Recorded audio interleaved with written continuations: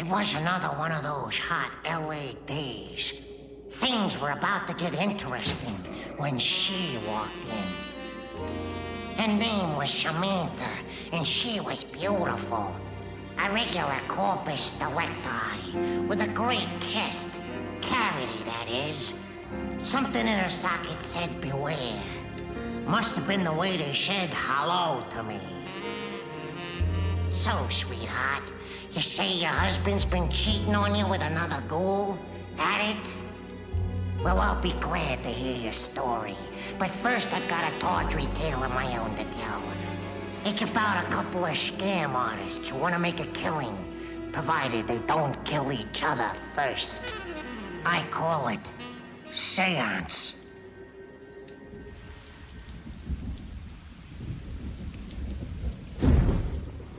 I am eternal flame.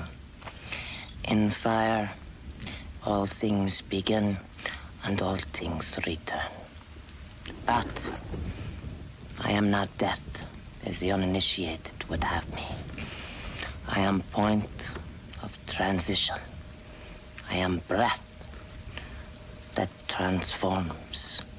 I am life. In this flame, let me witness thine image, Prescott Chalmers, my departed servant. In the expression of the sacred Taoist square, do I invoke your image. Satoraripo tene appararotas. Satoraripo tene appararotas. What do you wish to tell us this night?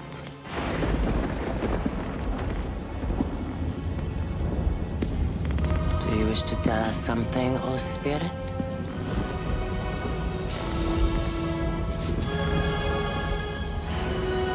Jesus Christ, in a cardigan sweater. Benny, one lousy line. Yeah. Give the money to my friends, Dorothy. I know the line. The line's not the problem. The deek's the problem. Did I ever tell you my nightmare about dying old and broke? Huh, Benny, did I ever tell you that?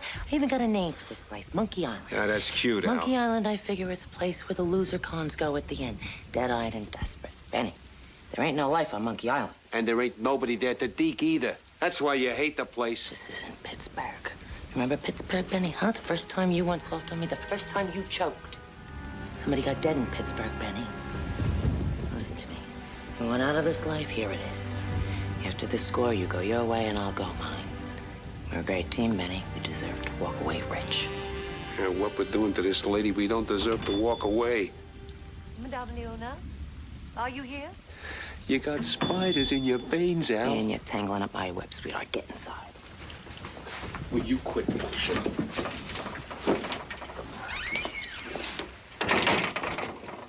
Can you see all right? Yeah. Madame? Yes, I'm here. I'll be right with you. Jeez, Ben, you're gonna blow the whole deal. Sorry, I slipped. How do I look? You look beautiful.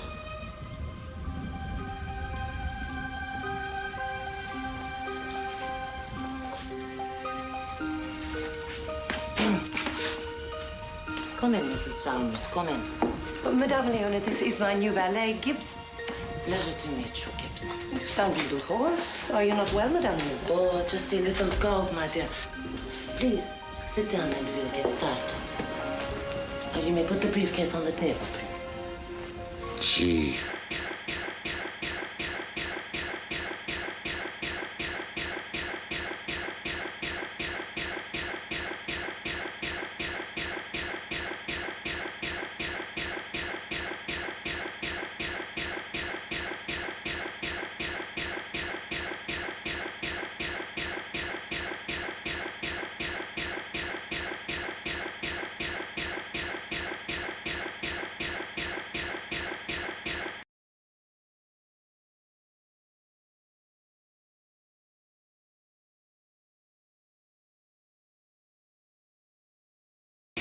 It's broken. Oh, perhaps I should have warned you. I'm sorry. Mr. Chalmers, this is Miss Allison Peters, whom I told you about. Mr. Pulaski told me there'd be a young lady here. He never told me she was beautiful.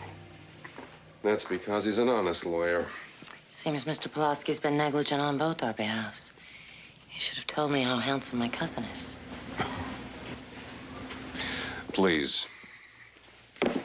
Yes, about that. Frankly, I'm a little confused about my relation to Miss Peters here. Of course. As I explained to you over the phone, I'm acting as the executor of the estate of your late uncle, Albert Peters. And I've explained to you that the only man I know by that name is my mother's brother, who died when she was a child. Some sort of train accident, I believe. I love trains. Cigarette? No, thank you. Mr. Chalmers, your uncle didn't die in a train accident. He was tried and found guilty of having masterminded the Wilmington bank robbery of 1901. The Wilmington bank robbery. $200,000. In its day, the largest payroll heist in state history. He got 20 years. Well, Daddy was Daddy. I imagine your mother believed it better for you to think of him as dead. That happens in families. Well, after serving his time, your uncle began a new life in Chicago. He started a business, married, and raised a family. Now, last year, your uncle, Miss Peters' father, died. Now, along with his public will, I found a second document. Details of another investment account. It was opened under an assumed name to be passed on to any or all of Albert Peters' heirs. This is the account's net worth as of last month. A little under $3 million. My God. Indeed. However, there's a problem. As you'll see on the first sheet, the account was opened a few months before Peters went to prison. The opening balance was $200,000, cash. Oh. The Wilmington bank money. I'm sure that's how the DA will see it. But as far as I can tell, as long as we can keep the authorities out of this, the two of you could probably claim the money without any trouble. All you'd need would be the account number. Which you have. And what exactly do you want, Mr. Pulaski, for your trouble? Nothing. The probate gives me 10% from the sale of the investments. I don't want any more than that. Albert was a friend. Mr. Pulaski, would you mind if we have a word? Of course not. I'll be outside.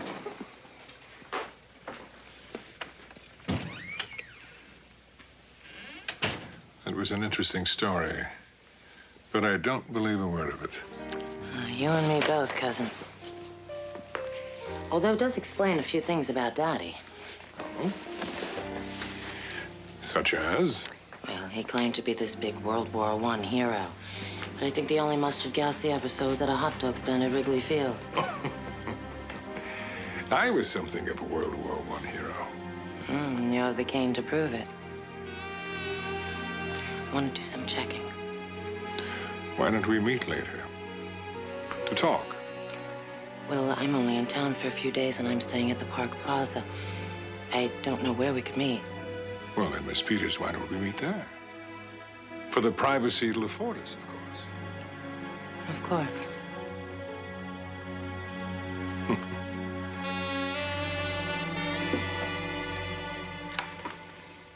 How do I look? This is nuts.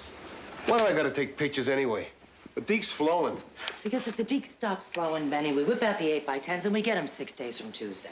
You know what I think? What do you think, Benny? I think you got hot pants. That's why I'm doing this. Oh, yeah? Well, you know what? Why don't you keep the pics to remember me by when I'm in Tangiers and hearing wherever the hell it is you said you were going? Milwaukee. Zip me. Blackmail is what got us into it in Pittsburgh. Says you. You going soft on me is what got us into this. Hey, get in the closet, Benny, because Cousin Prescott will be here any minute. I don't want anything soft in this room.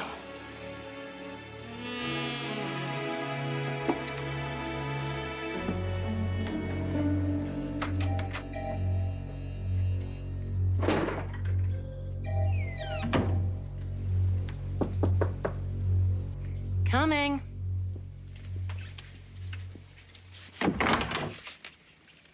Prescott, hi. A rose for a rose. Thank you. How about an eye-opener for an eye-opener?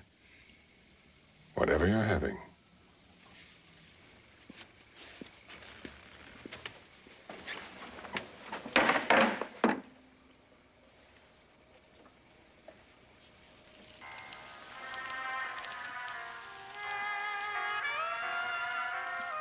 That's a lovely song.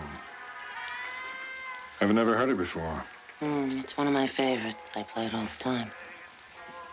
Did you find what you were looking for this afternoon?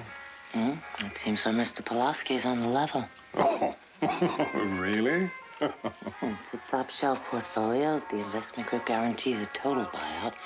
There's even a chance I could triple in time. You know, it's a shame that we'd have to sell out now. So why sell it now? Why don't we buy Pulaski out? It's perfect. Give him $300,000, and we hold on tight. Well, that would be $150,000 each. I don't think I can get my hands on that kind of money. How much do you think you can get your hands on?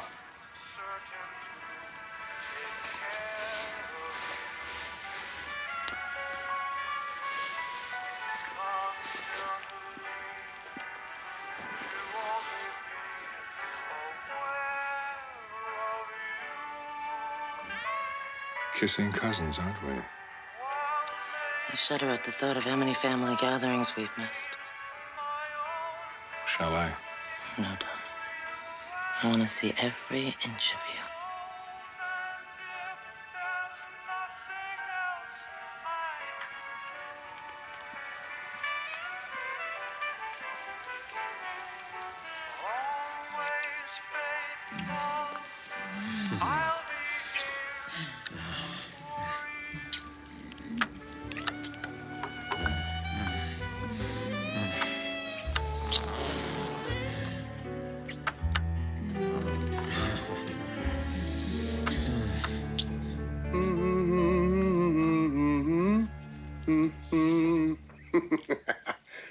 You poor My bastard. uncle took some shrapnel in the war. Good morning, Mr. Pulaski. Good morning, Miss Peters. Morning. Good morning, Mr. Chalmers.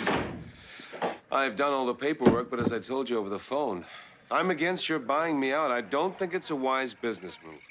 We appreciate your concern, Mr. Pulaski, but my cousin and I have made up our minds.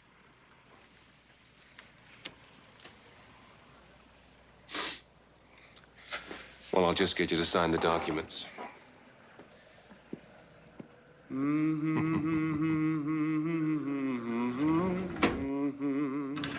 Adored one, I'll keep the future clear for you.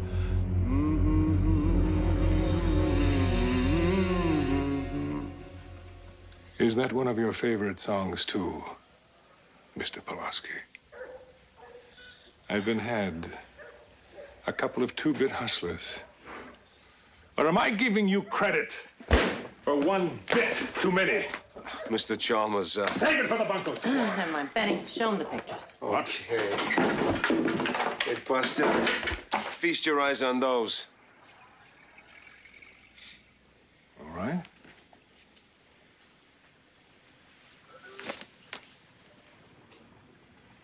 Dear God. I hope you have a very understanding wife. Horrific. Terrible.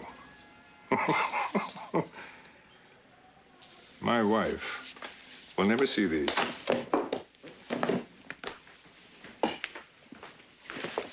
Fire, Benny! Al.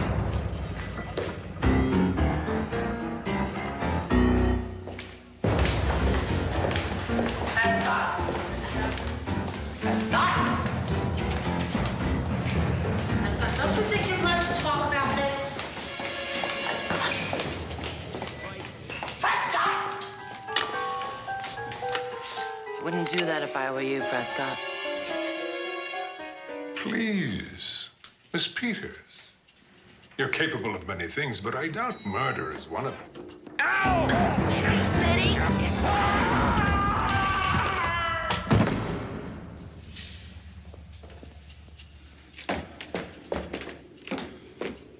Oh, no. Please. Help me. Prescott? Hold on. Get help. You're right the hell you are. This is all your fault. $300,000 and you blow the whole deal. What? It'll throw you in the goddamn shit. Now get down there, Benny. Get that. You point the gun at Get me? down there and A man's get that- lying at the bottom of the shaft. You point the goddamn gun at me? Boy, I ought to stop you and... Please. Don't leave me here. Oh, jeez. We were close, Benny. We were really close on this one.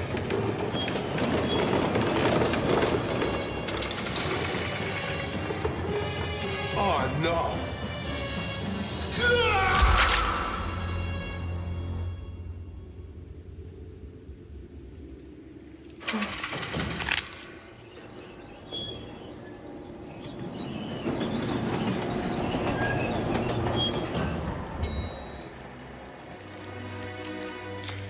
Next stop, Monkey Island.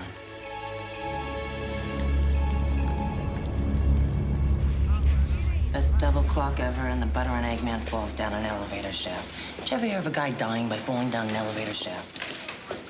Stupid mug. Would you have a little respect for the dead? I did. Very little respect. Hello, officers. Ma'am? This is a mistake being here. No, it ain't. We gave them our statements. We're John and Jane straight-up citizens. We smiled politely, we're out of here. And I'm out of here, Al, tonight. I'm on a bus. See you next life. I want to thank you for coming down here, Mrs. Chalmers. I know this is a real difficult time for you, and I appreciate your cooperation. You folks are free to go. Your statement's checked out fine. Officer Kessel is going to see you home, ma'am. Thank you, Detective Ash. Hold that bus, Benny. Mrs. Chalmers. Yes. I'm Allison Peterson. This is Benny Pelosi. Oh, yes. You were with my Prescott. We'd like to give you this. Give me what? Oh, I'm sorry, my dear. I'm blind. Oh,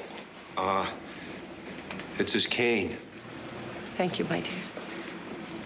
Prescott mentioned you to me, something about a long-lost relative. Yes? And I want you both to know that I intend to fulfill all of my husband's earthly obligations. Now, Mrs. Chalmers, that won't be necessary. Excuse me, Mr. Pulaski. Let the lady finish. Yes, as I was saying, I'll have to talk to Prescott and get his approval first. How's that? Well, I want to make sure that the business still has my husband's approval. I've made an appointment for tomorrow evening with my spiritual advisor, Madame Leona.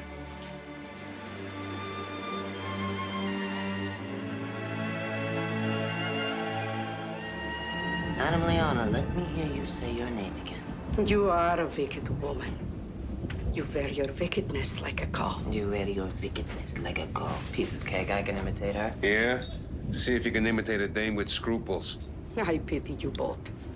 Madame Chalmers is a sincere woman who has embarked on honorable quest. What you are doing to her is disgusting. Listen to the pot calling the kettle disrespectful name, spiritual advisor. Now, there's a short con if I ever heard one. You do not appreciate the powers you are dealing with.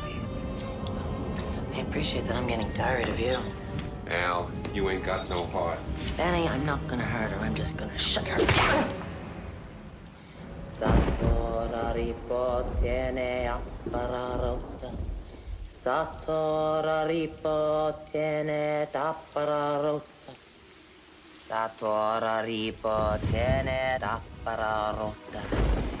Satora tiene appararotas. I'm sensing a presence in the room.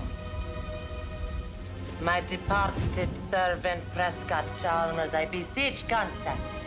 In my flame, let me witness thine image. In the expression of the sacred towers, where do I invoke your spirit?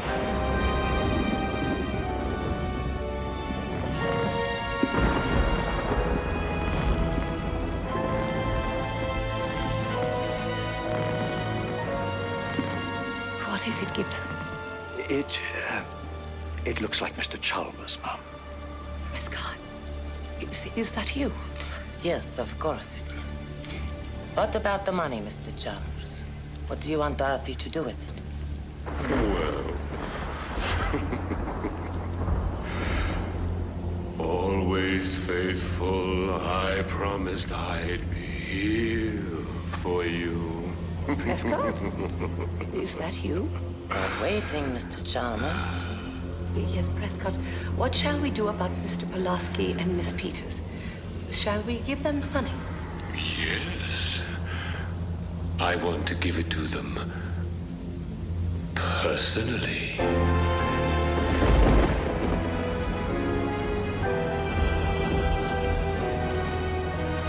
Penny? Guess it. Penny. You might call this bait and switch.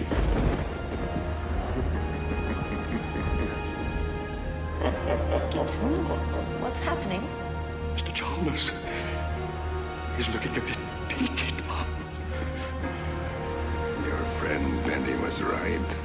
Oh, Jesus Christ, in a cardigan sweater.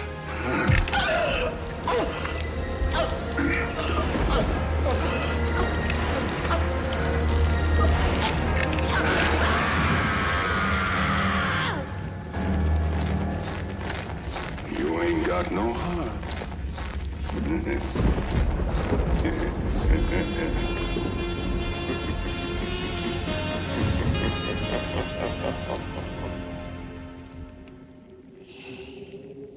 Well, maybe Al and Benny will finally get it together now.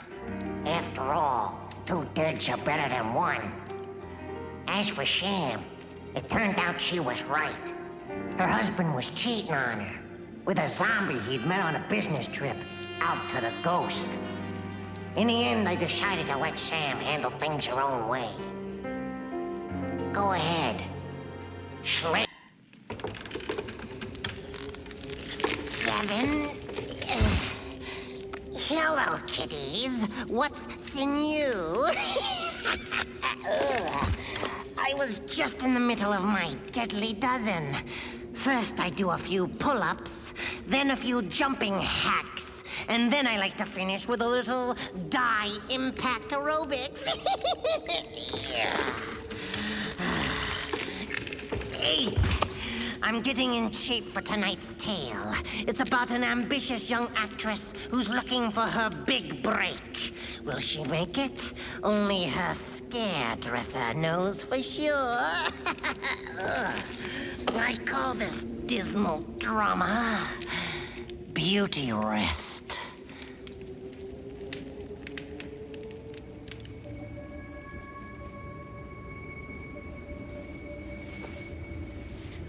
What's your favorite part of a woman? The nape of her neck?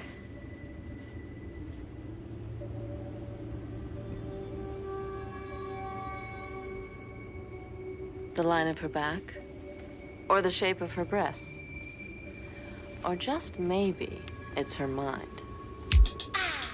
It may be a man's world.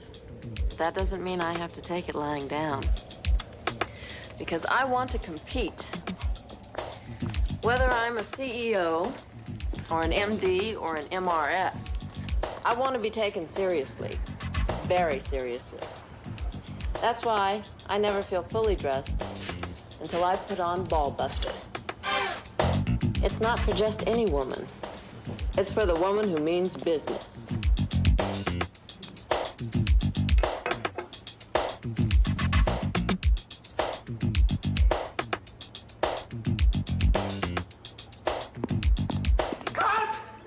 Good. Gentlemen, Helen Curtis! Helen, you were fabulous! Yes. Yes. She's out of town. Emilio, I'm sorry, did you really mean that? Helen, I have been directing commercials for 20 years, and I've never had an actor take direction like you. Never! In a screen test, no less! Right? I asked you to show me Brick. You gave me the whole goddamn world! You are brilliant! Oh, brilliant! Yeah. Excuse me, Emilio. Does that mean I got the part? As I'm concerned, you it. You are the ball-buster girl. You it. Done deal. What do you mean I didn't get the job? Yeah, Rhonda, yeah. You tell him I'd rather eat Drano and jump into a bowl of pus, okay? Yeah. They went another way. But the director said I had the part. He said it was a done deal. Well, they undid it. Look, you got real close. I thought you gave up smoking. I did. Archie, I'm tired of being the bridesmaid. I was perfect for that part. I am that woman. I know. You are the ball buster, if you know what I mean. I've been bashing my head against a wall for 10 years. Aren't I entitled to a break? I know.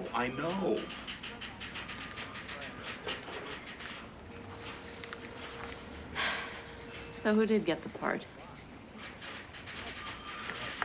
Is it really important? I mean, why does it matter who got it? Because I want to know. Honey, I mean, you know what I say? I say, look to the future. Archie, who got the part? Tell me. Who knows why these things get cast the way they do? I mean, I've been in this business 25 years, and I don't understand it, huh? Your roommate Joyce got the part, okay? Now, don't go blowing this thing out of proportion. I mean, what can I tell you? I mean, she impressed the director. Oh, what happened? Did her orgasm show some acting ability?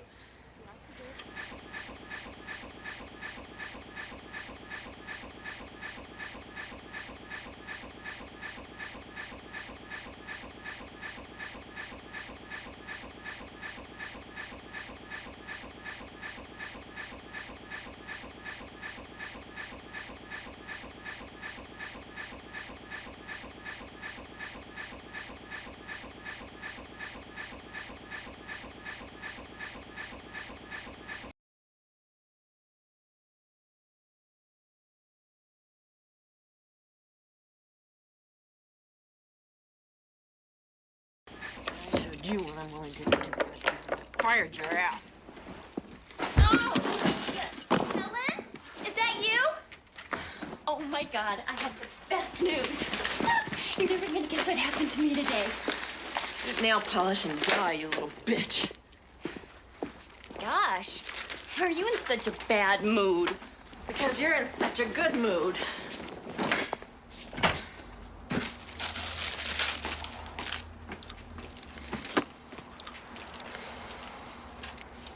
What have you got against me having a career? Ugh. How the hell do I eat this shit? Might as well be fat and miserable. Helen, I don't know what you're talking about. Uh-huh.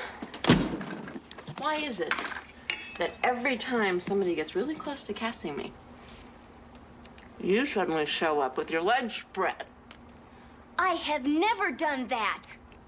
And that's my ice cream. So?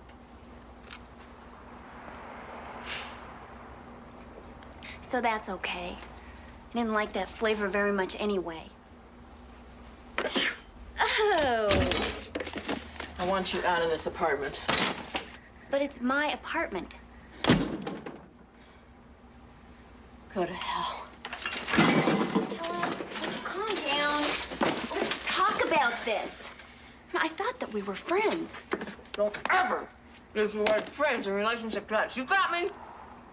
No friend would ever do to me what you did. But I haven't done anything. I swear it. Really? Good, donuts. What about Rubini's Car Mart? What about Bon Voyage Cruises? What about Ballbuster? I mean, Christ, it's like competing with fucking Sperm Bank. Ballbuster? You mean I got Ballbuster? Yes. You didn't even know? What the hell are you so goddamn happy about? Well, you know this guy I've been seeing for the past couple of weeks, Tom? Well, he's in charge of this beauty pageant. It's for some trade show or something. And, well, he's gonna make me the winner. See, he gave me this note and... Make me sick. Make me so sick. Helen, it's not what you're thinking. I really like this guy. Is that what it says in the note? No. No, the note's for the guy who's emceeing the pageant. Some guy named George. Don't talk to me. Joyce, don't talk to me. Just don't talk to me!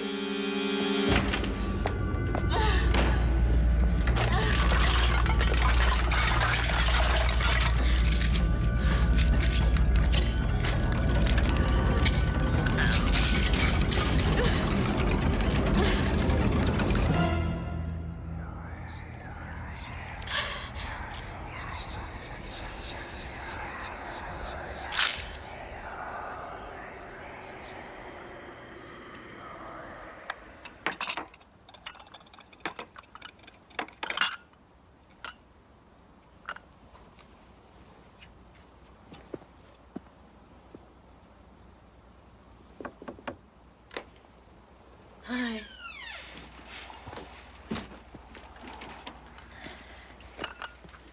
Joyce?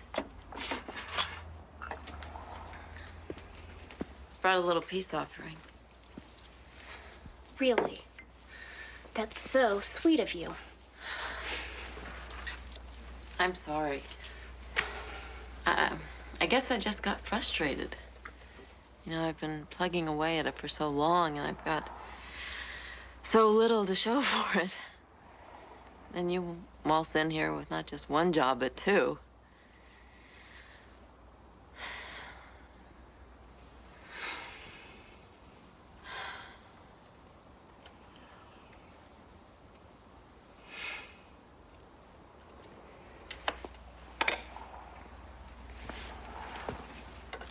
Hey.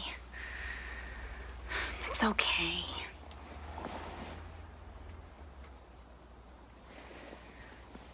I know how you feel. Thanks. Hey, would you mind getting my necklace?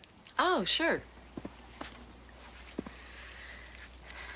Boy, this is really beautiful. Thank you. You know, the truth is, I really admire your ability to get what you want. Do you get any money for winning this contest? I think the winner gets,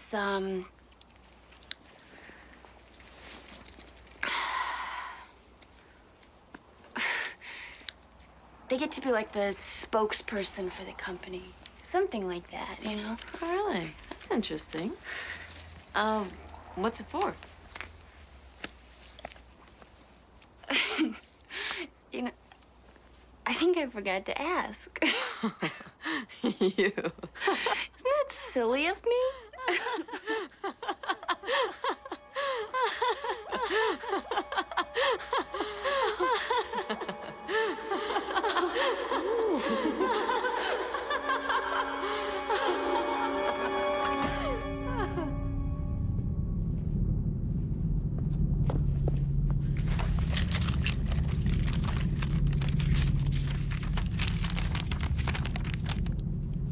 Yeah, I'll make sure she gets it, George. Sweet dreams, you little tramp. By the time you wake up, your little spokesmodeling job will be mine. Now, I want you to take it easy, hon. By the time I get back... Joyce?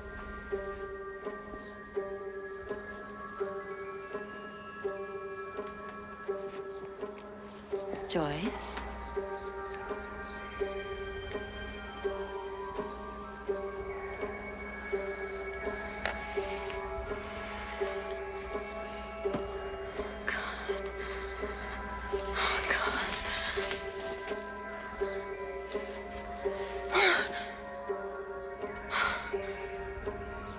Don't be Dad. Please don't be Dad.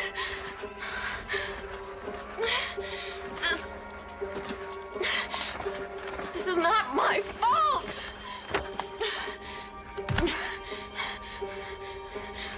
I'm not going to jail for you. You don't deserve it. I'd rather kill myself.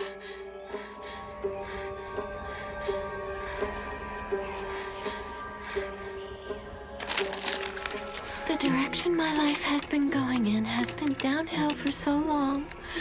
I can't take it, and so I'm too depressed to go on living anymore. The end. Why wouldn't you be depressed? You talked all the time about killing yourself. That's what I'll tell the police. When they hear what a sleazy reputation you had, they'll probably wonder why you didn't off yourself sooner.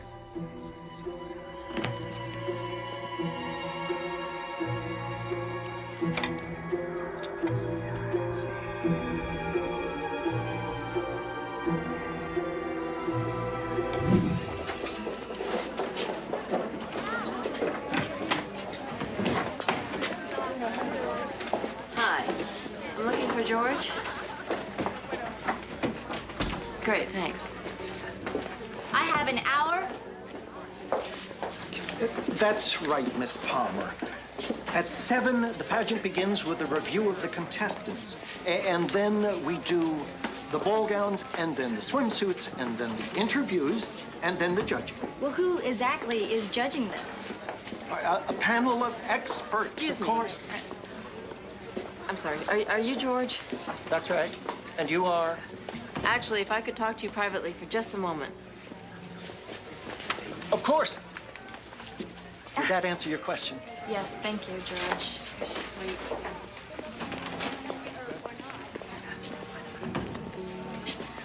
I think I should show you this first.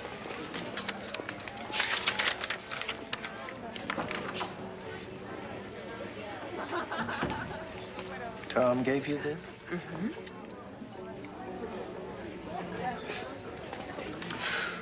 Well, if that's what Tom wants, Really? I can work with it. Okay. What the hell?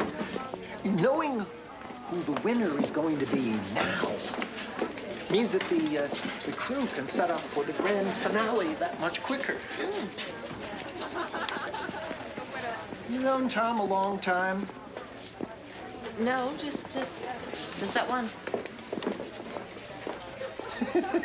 That Tom. I like a girl with your qualities. Thank you. Let's put you in dressing room 7. It's the first door on the right. George, thank you.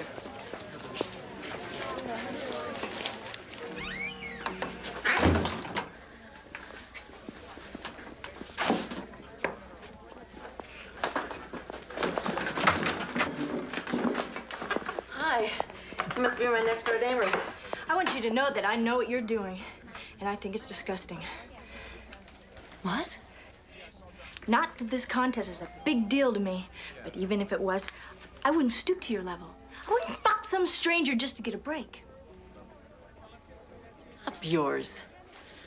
You don't know what you're talking about. I know you slept with Tom so you could win this thing. Look, it's not what you think. I bet it's worse than what I think. It's probably unsafe sex. Who the hell are you to come in here and give me this shit? Oh, I'm sorry. It's okay. I'm just leaving. You know, honey, two can play at this game. You two girls got a problem? Oh, no, we're old friends. We need to see you in your costume. Check it against the lights. You know, for the grand finale. Okay. Oh, George, I don't want to sound stupid, but I was wondering, when I become the company spokesmodel, what exactly will I be selling? Well, more than anything else, you'll be selling yourself. Who you are inside. Wow, that's really poetic. Thanks. Was your last day on Earth? Well, I've always been a natural kind of girl, so I suppose I'd go to the country. And I'd look at the flowers and the trees and the mountains and the fresh air. Of course, I couldn't see the fresh air because it's invisible.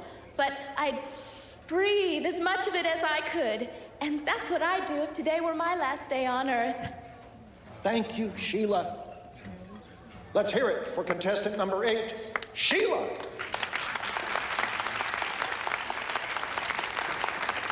Thank you, Sheila.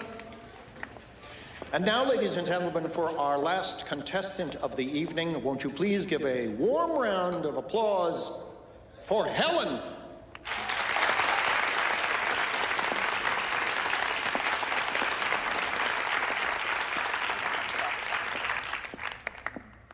How are you tonight, Helen? I'm fine. Very happy to be here. I know you are. Are you ready for your question? Yes, I am. Okay. Tell us then, Helen, in your life, what is the one thing you feel most guilty about doing, and why did you do it?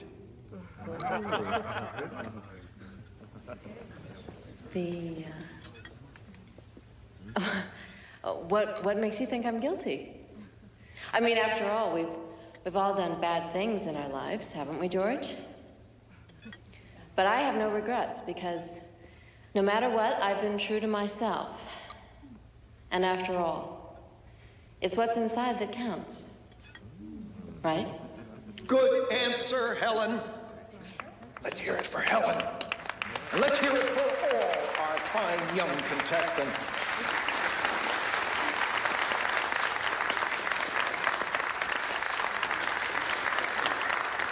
And now, ladies and gentlemen, the judges will make their decision, and in a few minutes, the winner of our pageant will appear in the grand finale.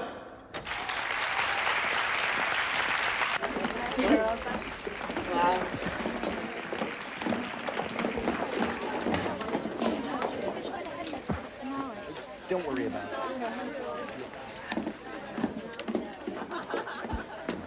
George, what the hell kind of question was that? We have to talk.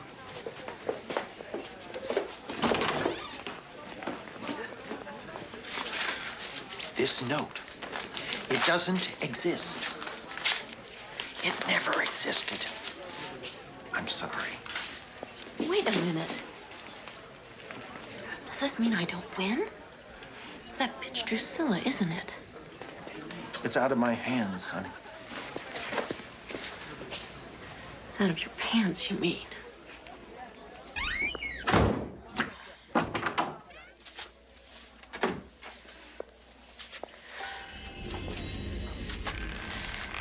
How does it feel to be a whore? And a hypocrite? Hypocrite? I'm impressed. That's a big word for a little slut like I'm you. a slut? That's the pot calling the kettle black, don't you think? You fucked him to win the contest, didn't you? Yeah, you could say that. You should have seen the look on George's face when I told him I was gonna sue his ass off. Sue him? For sexual harassment. I told him I'd call the police, call the newspapers. You know, this business of sleeping with someone to win a contest is bullshit. Though I bet girls like you love the casting couch. Degrading sex with some sweaty stranger is probably easier for you than memorizing lines. But I mean... Spare me. I know all about the note. Look, there's something you don't understand. That note, it wasn't mine. I'm not that kind of girl. Oh, yeah. So what kind of girl are you?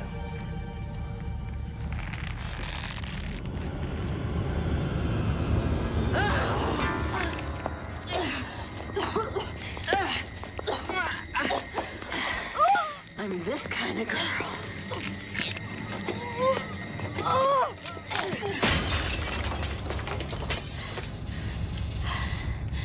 Nice look, babe. It suits you.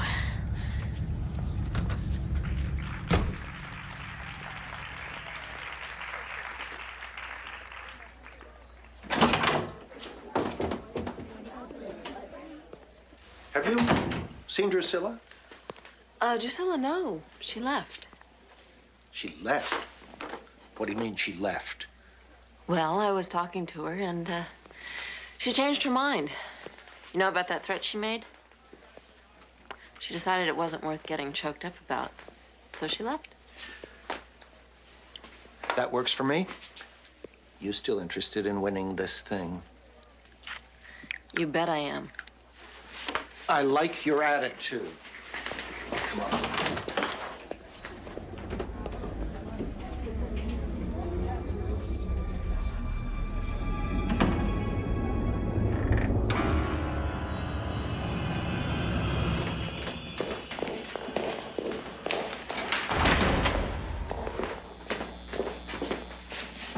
Work fast, Rudy. Don't I always? Open your robe.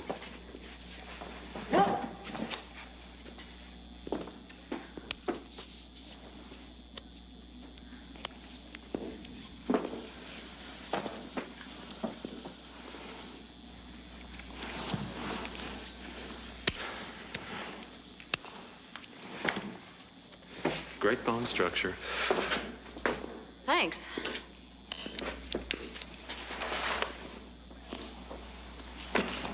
I wasn't talking to you.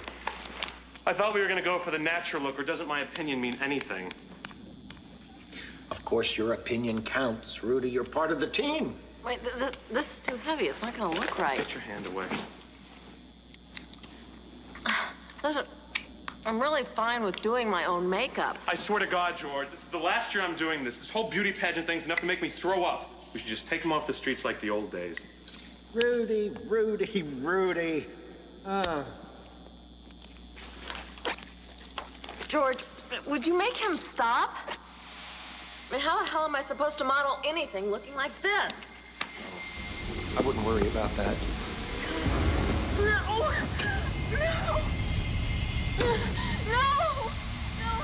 You're going to look just fine.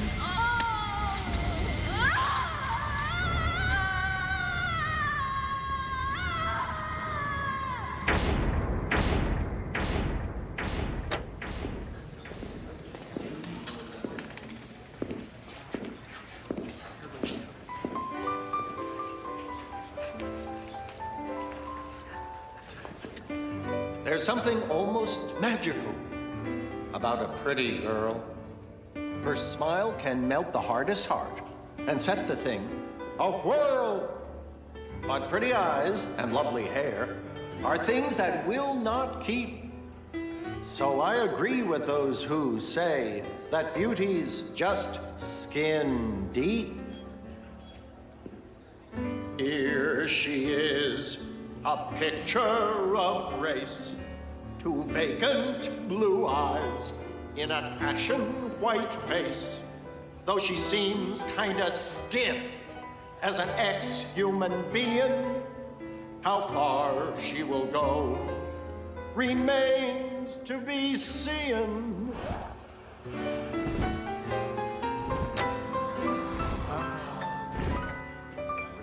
She's charming. She couldn't be nicer. What a pleasure it was to slice her. She's magnificent, every ounce. 'Cause it's what's inside that counts. How exciting it is to suture a beauty without any future. She's magnificent, every ounce. 'Cause it's what's inside that counts.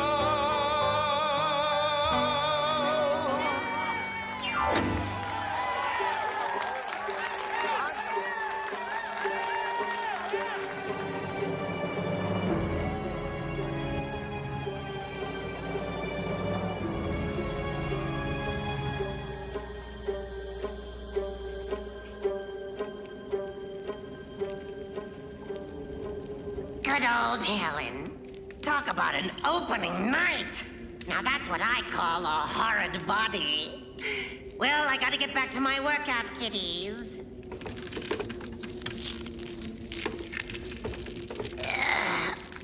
Ooh, I love that burn. The night had fallen like a velvet shroud over the sprawling Victorian mansion at the edge of town, the kind of place whose shadow alone could swallow a man's courage. Its windows were dark, reflecting only the dim glow of the gas lamps that lined the cracked cobblestone path leading to the front door. A chill wind whispered through the gnarled branches of the ancient oaks that flanked the estate, carrying with it the faint scent of damp earth and something else, something that made the hairs on the back of one's neck rise in sudden alarm.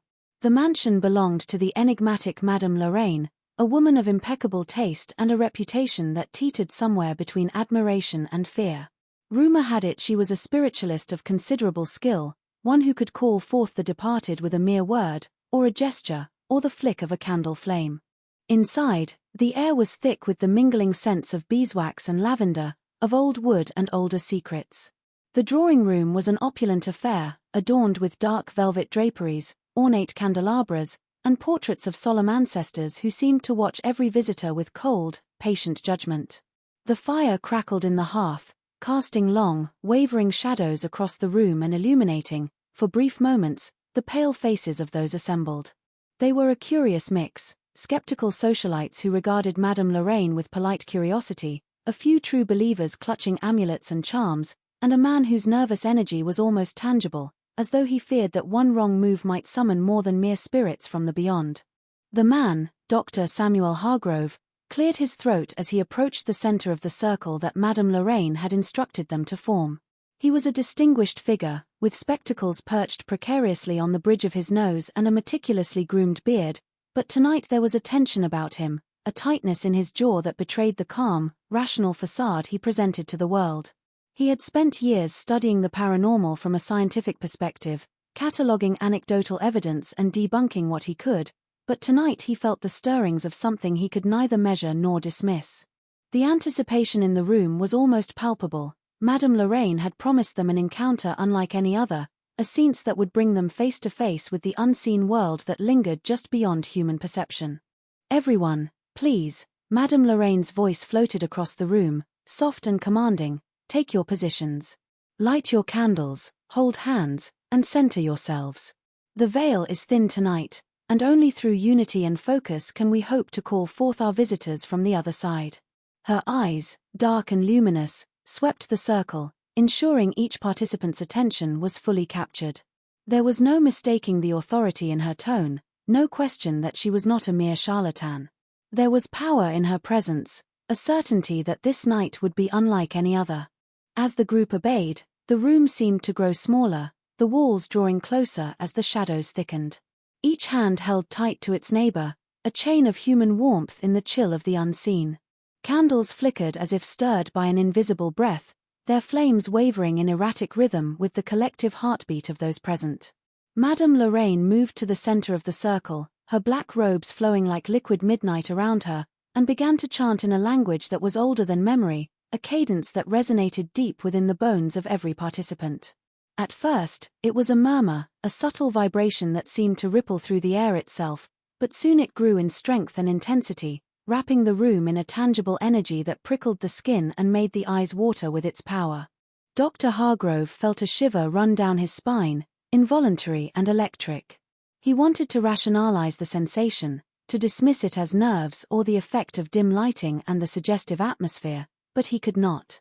Something was happening, something beyond the realm of empirical study, something that made the hair on his arms stand on end and caused the candle flames to leap in sudden defiance of their wicks.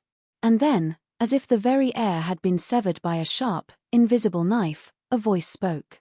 It was low, almost a whisper, and yet it resonated through the room, clear and unmistakable. "Who calls upon me?" Every head turned as one, eyes wide, hearts thudding in collective apprehension.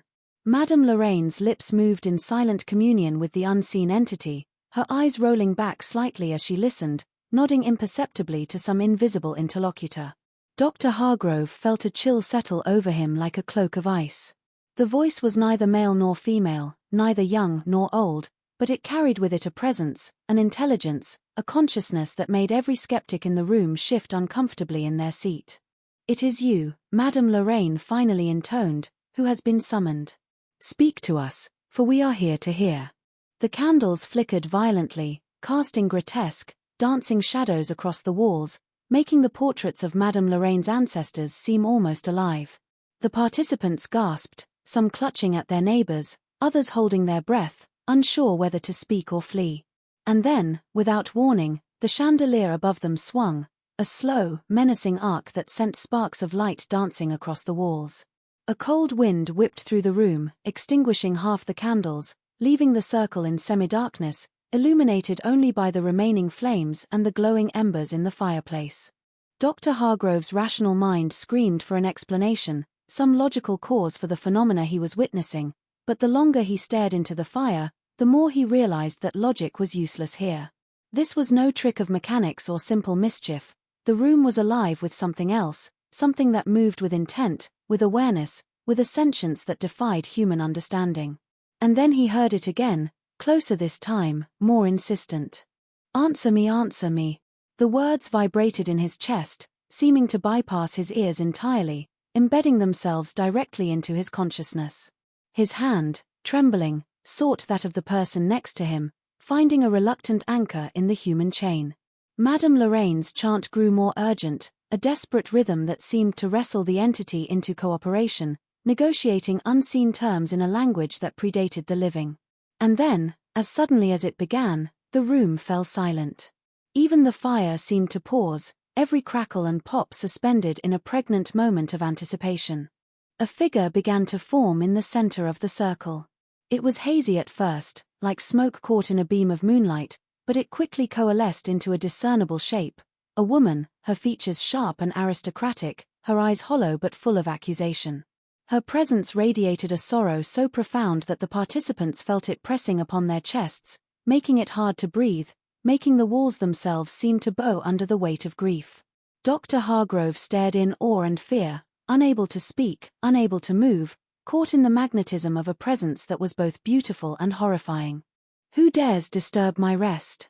The voice was lilting, melodic, yet threaded with an unmistakable menace.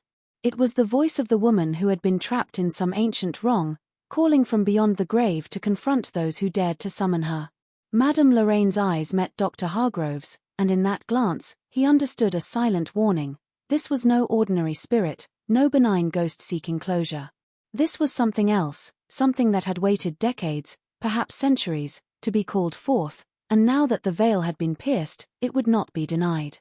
The room seemed to shift, subtly at first, then with greater force. Objects trembled on their stands, and the remaining candles bent unnaturally as though recoiling from the apparition. A cold mist began to rise from the floor, curling around the ankles of the circle's participants, chilling them to the bone. Dr. Hargrove felt the heat drain from his body, replaced by a numb, icy paralysis that made thought difficult, made speech impossible. And then the figure spoke again, this time directing her gaze at him, though she seemed to see right through the others in the circle. You have meddled in matters beyond your understanding. You have awakened what should have remained silent. Madame Lorraine stepped forward, her arms raised as if to shield the circle, her voice calm but firm. "Peace, spirit. We seek only understanding, a glimpse of your truth. We mean no harm." But the figure did not relent. She raised a spectral hand, and with it, a sudden gust of wind that extinguished the remaining candles, plunging the room into darkness. Screams and gasps filled the space, and Dr. Hargrove felt himself being pushed backward by a force he could neither see nor resist. The chill intensified, forming icy fingers that crept along his skin, burrowing into his very bones. The fire sputtered violently, casting the room into a strobe-like effect as shadow and light collided in frantic chaos. Madame Lorraine's voice cut through the terror, commanding, soothing, and fierce all at once. "You shall not harm them. You shall not pass." And yet, even as she spoke, Dr. Hargrove realized that the night had only begun, that the spirit's fury was far from spent, and that whatever had been summoned from the depths of the beyond would not leave until it had exacted a reckoning that none present could imagine. In that moment, with the darkness pressing in and the cold gnawing at his soul, he understood that tonight, the veil had been torn, and once torn, there was no turning back. Dr. Hargrove's senses struggled to reorient themselves in the suffocating darkness. The icy fingers that had gripped his body moments before seemed to linger, leaving behind an unbearable weight that pressed on his chest and made each breath a labor. He blinked rapidly, hoping to clear the shadowed edges of his vision, but the room remained a distorted blur, the fire in the hearth reduced to a mere flicker, and the remnants of candlelight swallowed entirely by the malevolent mist curling around the floor. He could hear the collective breathing of the others, sharp and uneven, punctuated by occasional sobs or muttered prayers. Madame Lorraine's presence was the only constant. Even in the dim chaos, the dark folds of her robes appeared immovable, a beacon of calm amidst the surging panic. The spectral woman had not moved, her hollow eyes still locked on him with a penetrating intensity that made the hairs on his arms rise once more. He tried to step forward, to speak, to demand rational thought fleeing as instinct took over, but his legs refused to obey. The cold had become a living thing, entwining with his nerves and muscles, rendering movement a distant memory. The rest of the circle seemed similarly paralyzed, their whispered reassurances to one another futile against the overwhelming presence. And then, from somewhere beyond the mist, came a sound unlike any other, a low, echoing wail that seemed to emanate simultaneously from the walls, the floor, and the very air around them. It was a sound of grief and rage, a lamentation that scraped at the edges of sanity. "Enough," Madame Lorraine commanded, her voice cutting through the spectral wail like a sword. "You will not terrorize the living. Speak, but speak with truth, not malice." The figure's form shifted slightly, becoming less smoke and more substance, the contours of her face sharpening into an almost tangible reality. Her mouth moved, but no sound came. Then, as if the room itself had become a conduit, the wail shifted into words, words that slithered around Dr. Hargrove's ears and nestled uncomfortably in his mind. "You cannot stop me. I am owed what was taken. I am owed the reckoning." The words were jagged, like broken glass scratching across metal, but there was a rhythm, a cadence to them that hinted at something deeper, a history, a story twisted in betrayal and injustice. Dr. Hargrove felt his knees buckle slightly, the force of the unseen presence pressing him to the floor. He looked to Madame Lorraine for guidance, but even she seemed momentarily constrained by the force, her hands trembling faintly as she attempted to steady the circle. "You are mistaken if you think vengeance can be achieved through terror alone," Madame Lorraine said, her voice softening, threading compassion into the steel of her tone. "Speak your truth. Let us understand." The room responded to her words as if awakening from a long slumber. The mist recoiled slightly, pulling away from the circle, and the oppressive cold began to lessen, though the chill still lingered like a shadow over the participants. The spectral woman's form wavered, her expression shifting from rage to sorrow, her hollow eyes revealing the faintest glimmer of recognition that anyone might truly see her, understand her plight, and perhaps, offer the resolution she had waited so long to claim. Dr. Hargrove's voice found its way through the paralysis of fear. Who are you?" he stammered, each word a struggle. "What is it that you seek?" The figure's gaze softened momentarily, but then sharpened again with the intensity of centuries of frustration. "I am Eleanor Whitby," she whispered, her voice echoing around the room as though carried on some invisible wind. "I was wronged, taken before my time, silenced while others prospered. My family, my life stolen." The air seemed to pulse in sympathy with her words, thickening as though the house itself mourned her plight. Madame Lorraine nodded once, encouraging the other participants to release their grip on fear and to focus, truly focus, on what was being revealed. Dr. Hargrove, despite the lingering icy paralysis in his veins, felt a strange empathy for the figure before him. He could not explain it scientifically, nor could he dismiss it as hallucination or hysteria. There was a truth here, undeniable in its rawness, and the urgency of her presence demanded acknowledgement. "Tell us what happened, Eleanor," Madame Lorraine urged, her hands raised, palms outward, as though she could contain the story itself within the circle. "Tell us, so that justice might be sought, even if it comes from beyond." The figure's head tilted slightly, and the room seemed to darken in response, though not with threat but with memory. "I was young, naive, trusting. I believed in the honor of those who swore loyalty to me, and they betrayed me. My life was stolen through lies, through manipulation, through the greed of men who feared my inheritance, my influence. They left me to perish quietly, forgotten, erased from every record. No tomb, no memorial, only whispers in the corridors of power, and a silence that endured longer than the living dared remember. Dr. Hargrove's pulse quickened. The tale was specific yet vague, personal yet suffused with universal resonance. He could almost see the life that had been Eleanor, in life, vibrant, full of expectation, walking the grand halls of her estate with dignity, her laughter echoing, her confidence a silent challenge to the world around her. And then the betrayal, the scheming relatives, the legal manipulations, the cruelty of those who sought to erase her existence, and finally, the death, alone, unmarked, the life extinguished before its time. The room seemed to tighten around the circle as the figure's form solidified further, her features more lifelike than any apparition had a right to be. I linger because they did not answer for what they took, she continued, her voice growing in strength and clarity. I linger because the living are blind to the debts of the past, blind to the tears of those who cannot speak. I demand acknowledgement, and I demand it now. Madame Lorraine nodded gravely, her voice calm and steady. Acknowledgement will be given, Eleanor. Your story will be heard.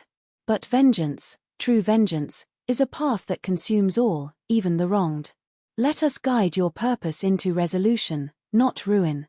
For a moment, the figure seemed to consider the words, her form trembling as though caught between worlds, suspended in the tension between rage and release.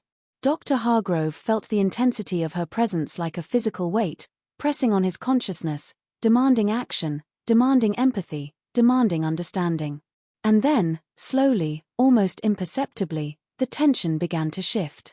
The icy chill retreated further, the mist dissipating as the narrative of betrayal and sorrow took root in the minds and hearts of those gathered. Then listen, Eleanor said finally, her voice a mixture of sorrow and resolve. Listen to what must be done. Those who wronged me are long gone, but their legacy endures. The greed they sowed, the lies they whispered, the injustices they perpetuated, they remain, uncorrected, festering in the hearts of the living. You, who summon me, must be vigilant. You must act where I cannot, bring reckoning not through fear, but through truth. Dr. Hargrove swallowed hard, his throat dry, and felt a strange fire ignite within him despite the lingering cold. He had devoted his life to studying the unexplained, seeking the boundaries between the living and the dead, but never had he felt a responsibility so immediate, so personal. This was no longer a mere experiment. This was a mandate, a calling from someone whose voice had been silenced for decades, a plea for justice carried across the chasm between life and death. Madame Lorraine's gaze swept the room once more, her expression grave. Do you understand, all of you? This is why the veil was pierced tonight. This is why Eleanor Whitby appeared. Her purpose is not malevolence, it is instruction. You must heed it, for the consequences of ignoring her will ripple far beyond these walls. The room was silent, save for the soft crackle of the fire, as the weight of her words settled. Even the skeptical socialites, who had come with amusement and curiosity, felt the gravity of the moment pressing upon them. The air had lost some of its hostility, but the energy remained, a charged, vibrating force that reminded all present that what had been summoned could not simply be dismissed. Dr. Hargrove reached a trembling hand toward the center of the circle, toward the lingering shimmer of Eleanor's form. We hear you, he said, his voice stronger now, bolstered by determination. We hear your story. We will carry it forward. Her eyes, hollow no longer but glistening with spectral tears, softened further. The room seemed to exhale, a subtle shift in the air, a promise that the balance, once so violently disrupted, could begin to be restored. Then listen well, she whispered, fading slowly, her form unraveling like smoke carried away by the wind. The living must remember or the past will claim them as it claimed me. And with that, the fire flared once more, the candles steadied, and the chill retreated entirely. The circle remained in the drawing room, the participants trembling and wide-eyed, their minds and hearts forever marked by what had occurred. Dr. Hargrove sank into a chair, exhausted, yet invigorated, realizing that the night's events would haunt him not as terror but as a mandate. Madame Lorraine approached, placing a reassuring hand on his shoulder. Now, she said softly, the real work begins. The hours following the seance were a strange limbo. Though the chill had receded from the mansion and the spectral presence of Eleanor Whitby had dissolved into a lingering memory, the atmosphere remained thick with the residue of what had transpired.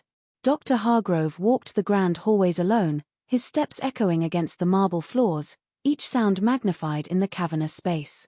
Every painting he passed seemed to regard him with renewed scrutiny, the eyes of long-dead ancestors staring as if they had witnessed the events firsthand. He could feel the weight of their judgment, a quiet reminder that even inanimate witnesses had a story to tell, and some stories demanded attention. The memory of Eleanor's hollow gaze lingered at the edge of his mind, a spectral imprint that refused to fade. Madame Lorraine moved quietly among the guests, offering measured words of reassurance, but her own expression betrayed the strain of what had just occurred. There was a depth to her gaze now, a knowledge of forces that pressed against the veil between life and death with a persistence that few could comprehend. Dr. Hargrove approached her cautiously, hesitant to disrupt the fragile calm she was maintaining. "Madame Lorraine," he said softly, what exactly did we summon tonight?" She turned to him, her eyes reflecting the soft glow of the lamps above, and for a moment there was no answer. Then, as if weighing each word with the gravity it demanded, she spoke. "You summoned not merely a spirit, Dr. Hargrove. You pierced the boundary that separates memory from reality. Eleanor Whitby is not a ghost in the ordinary sense. She is a sentinel of injustice, a consciousness tethered to this world by wrongs left unresolved. Her presence tonight was a warning, and her instructions are not to be taken lightly." Dr. Hargrove nodded, his mind racing to comprehend the magnitude of her words.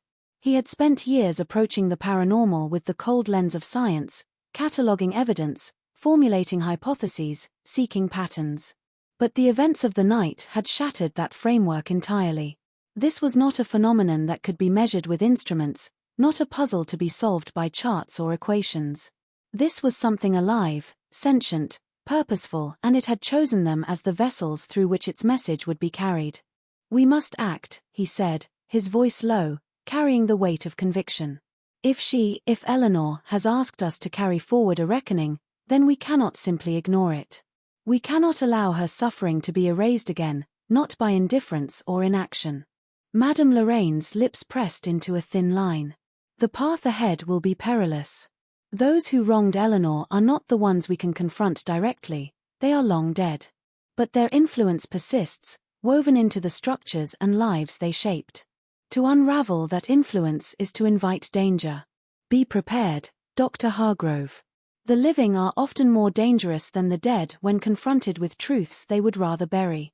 Dr. Hargrove exhaled slowly, the weight of responsibility settling heavily on his shoulders. He had come to the mansion expecting a glimpse of the supernatural, perhaps a thrill, a fleeting encounter to add to his collection of studies.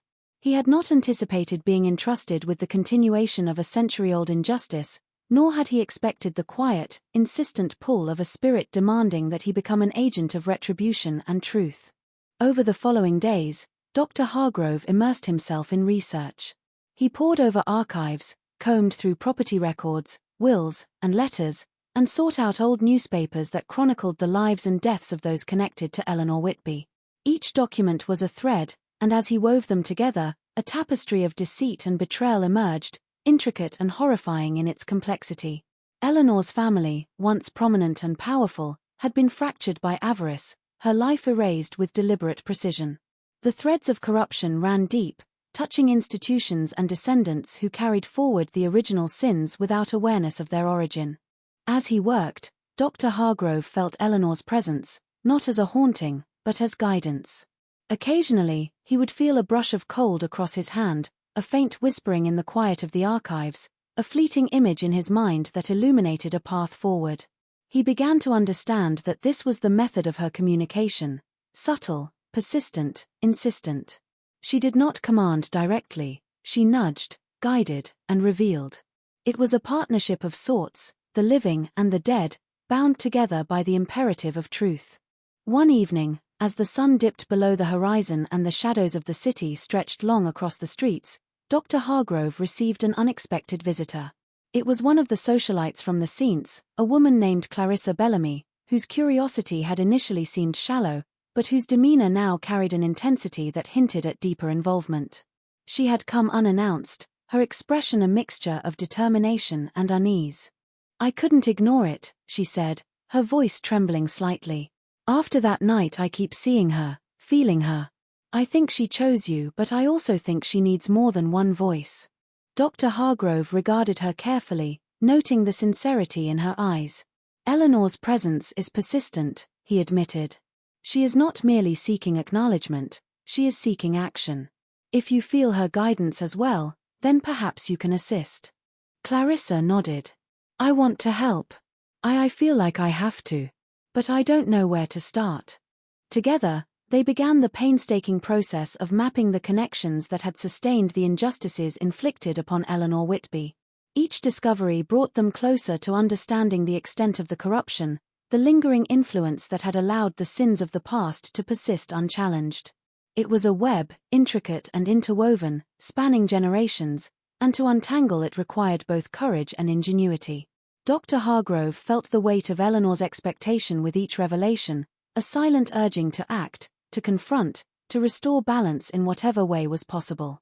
Late one night, as they worked in the dim glow of the study lamp, Eleanor's presence became almost tangible. A chill filled the room, and the shadows cast by the lamp seemed to stretch and bend in unusual ways. Dr. Hargrove and Clarissa exchanged a glance, an unspoken acknowledgement that the spirit was near.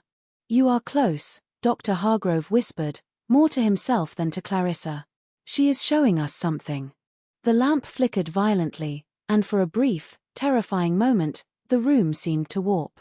Papers lifted into the air, spinning gently as though caught in an invisible vortex. A whisper echoed around them, soft but insistent. Seek the ledger. Seek the ledger that records the truth. Clarissa's eyes widened.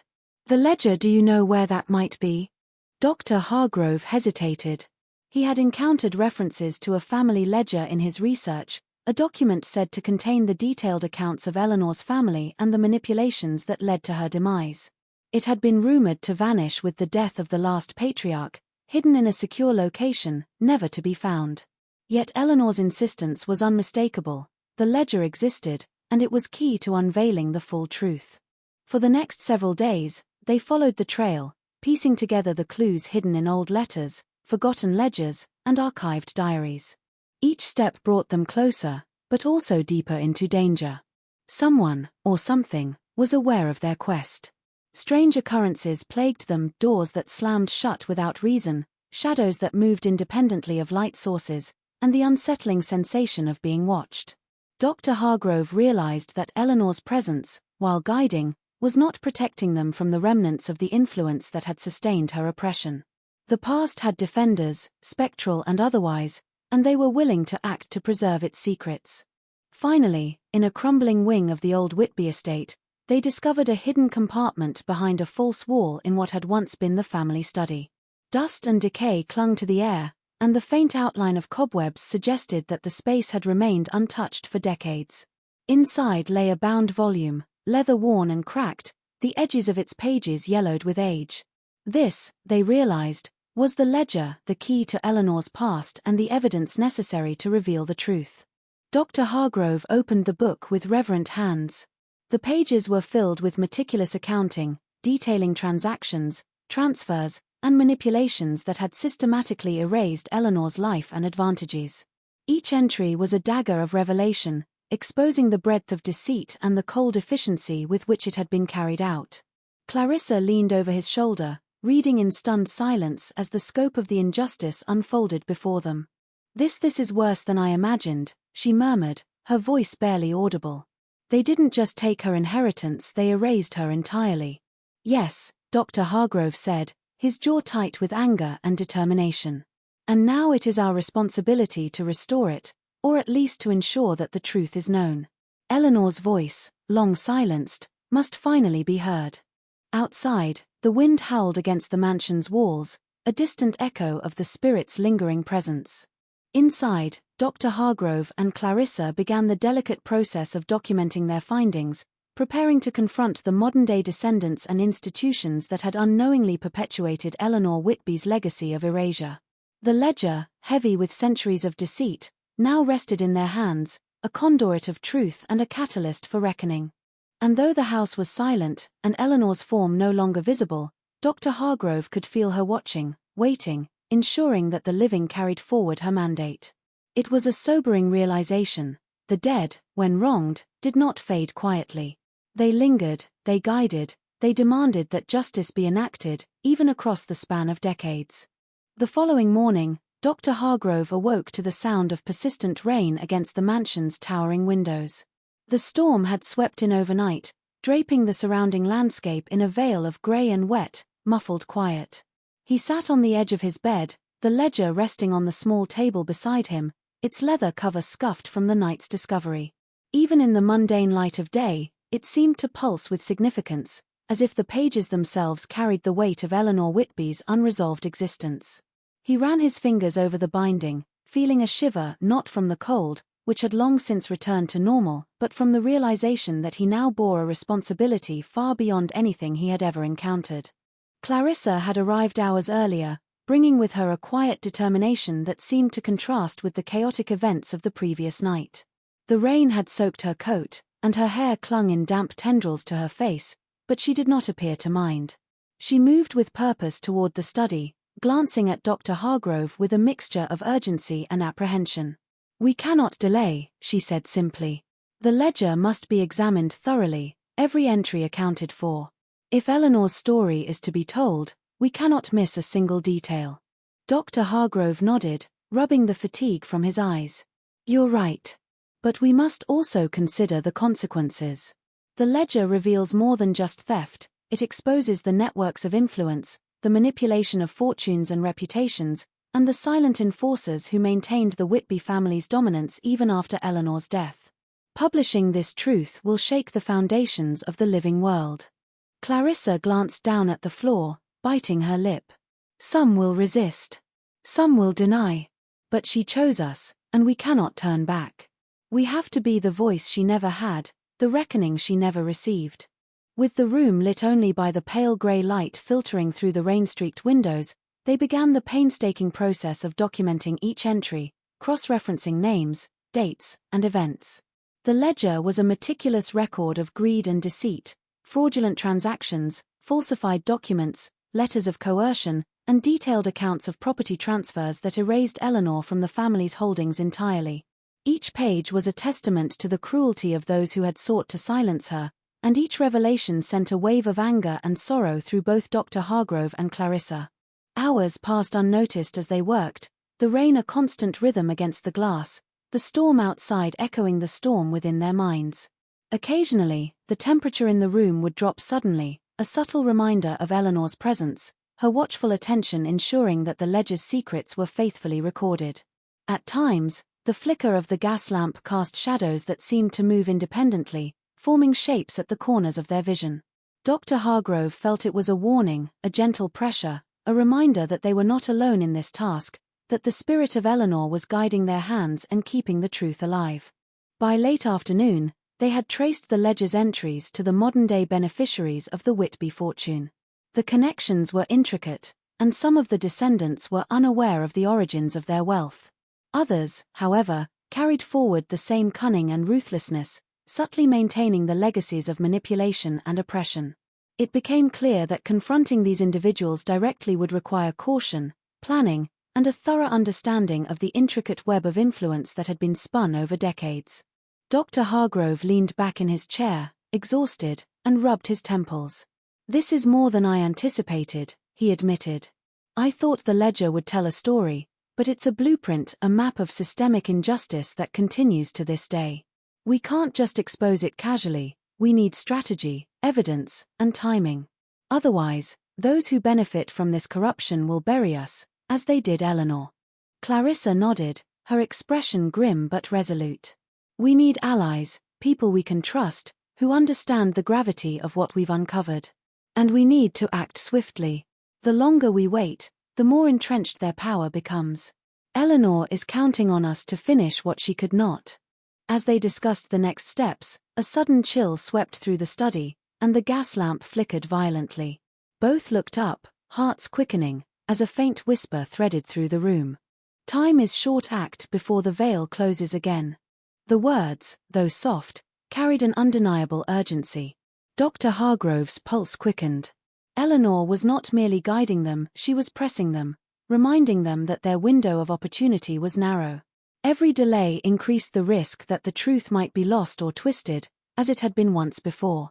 Nightfall arrived quickly, bringing with it a deeper darkness than the storm could account for.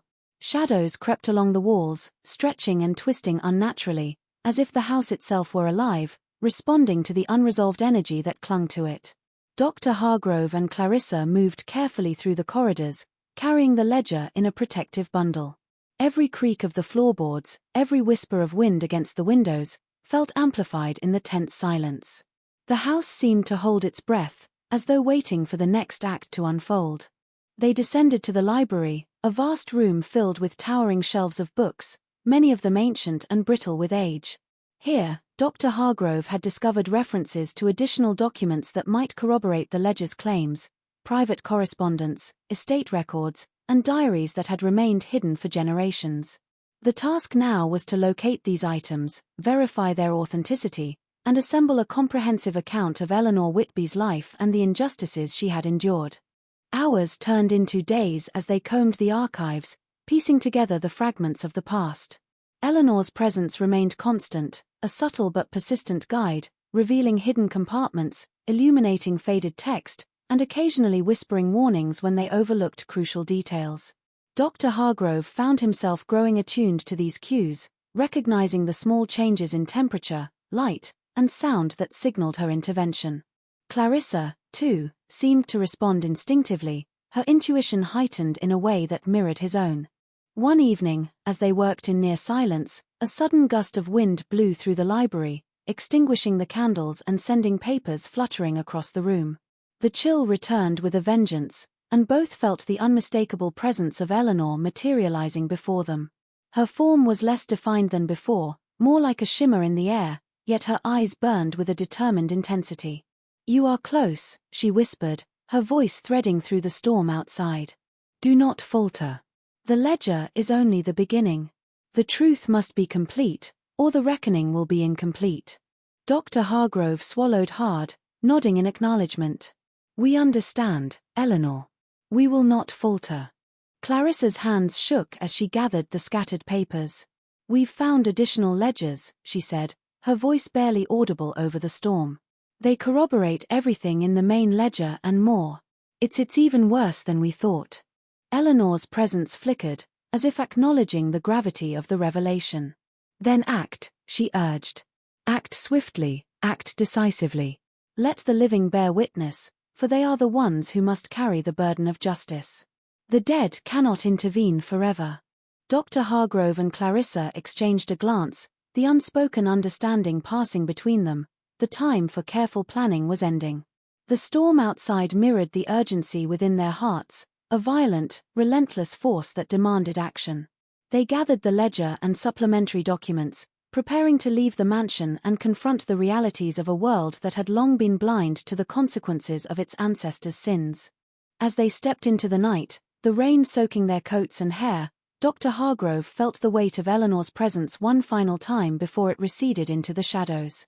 The wind carried her voice, faint but insistent. "Remember, justice delayed is justice denied. Carry the truth, and let it endure." With those words lingering in the storm-swept air, they departed the mansion, the ledger clutched tightly in their hands, the first steps of a reckoning begun. They were no longer merely witnesses to history, they were active participants in the restoration of truth, guided by the voice of a woman who had transcended death to ensure that her story would finally be told. Outside, the world was dark and wet, the storm relentless, yet Dr. Hargrove felt a clarity he had never known. Eleanor Whitby had chosen them, and in doing so had imposed a responsibility that could not be ignored. Every footstep through the soaked streets was a commitment to her cause, a promise that the injustice that had shadowed her life would not go unchallenged. And in the back of his mind, Dr. Hargrove could sense the quiet, watchful presence of Eleanor Whitby, a sentinel from the past ensuring that the living would act where the dead could no longer intervene. The ledger's weight in his hands was both a burden and a guide, a physical reminder that truth, once uncovered, demanded confrontation, and that some stories, no matter how long silenced, had a way of reaching beyond the grave to enforce their reckoning. The morning after leaving the mansion, Dr. Hargrove and Clarissa found themselves in the heart of the city, the storm reduced to a persistent drizzle, mist curling along the cobblestones like the ghost of what had come before. The ledger was secured in a heavy satchel, its bulk a constant reminder of the burden of truth now resting on their shoulders. Dr. Hargrove felt the weight not only physically but spiritually. Each step he took resonated with the ghostly insistence of Eleanor Whitby's presence, her quiet urging forming a rhythm within him that he could neither ignore nor dismiss. They found refuge in a modest, unassuming office space that Dr. Hargrove had previously rented for his research. The office was dimly lit, the faint scent of old books mingling with the damp air, yet it offered the necessary privacy to examine the ledger without interference. Clarissa set the satchel down with a reverent air, as if placing a sacred relic upon the table. "We should start by cataloguing what we have," she said, her tone measured but tinged with the anxiety of urgency. "Every name, every date, every transaction must be accounted for. There's no room for error." Dr. Hargrove nodded, rolling up his sleeves. He had long ago grown accustomed to meticulous documentation, but the ledger demanded more than ordinary diligence. It required a careful reconstruction of history, the untangling of decades of lies, manipulation, and deceit.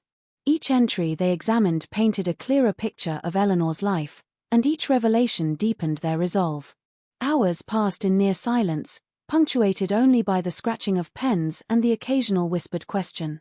They cross-referenced entries from the ledger with historical property records, wills, and legal notices, creating a web of evidence that revealed not only Eleanor's erasure but also the enduring influence of those who had benefited from her absence. The complexity of the network was staggering. Many names had faded into obscurity, while others persisted, carrying the echoes of the original crimes into the present day. Clarissa paused, her finger tracing a line in the ledger. "Look at this," she said, her voice low. "The transfers, they weren't just about property. They manipulated marriages, business partnerships, political positions. Eleanor was erased, but her absence was used as a tool to control the living." Dr. Hargrove leaned over, reading the entries with growing unease. "It's systematic. This wasn't merely greed, it was orchestration. Every move calculated to ensure she would be forgotten and the advantages she was owed would pass to others. And some of this influence persists in ways we haven't yet uncovered." As the day wore on, the air in the office grew heavier, the lamp casting long shadows that seemed to creep along the walls, curling and stretching like fingers reaching for them. Dr. Hargrove noticed a chill settling over the room, a subtle but unmistakable presence that reminded him Eleanor was still near. He glanced at Clarissa, who was absorbed in copying an entry into a notebook, her brow furrowed in concentration. "She's watching," he murmured. Clarissa looked up, eyes wide. "I feel it," she admitted. "Every so often, there's a change in the room, like someone just exhaled. She's guiding us, making sure we don't miss anything. We need to pay attention." The ledger itself seemed to pulse with significance as they worked.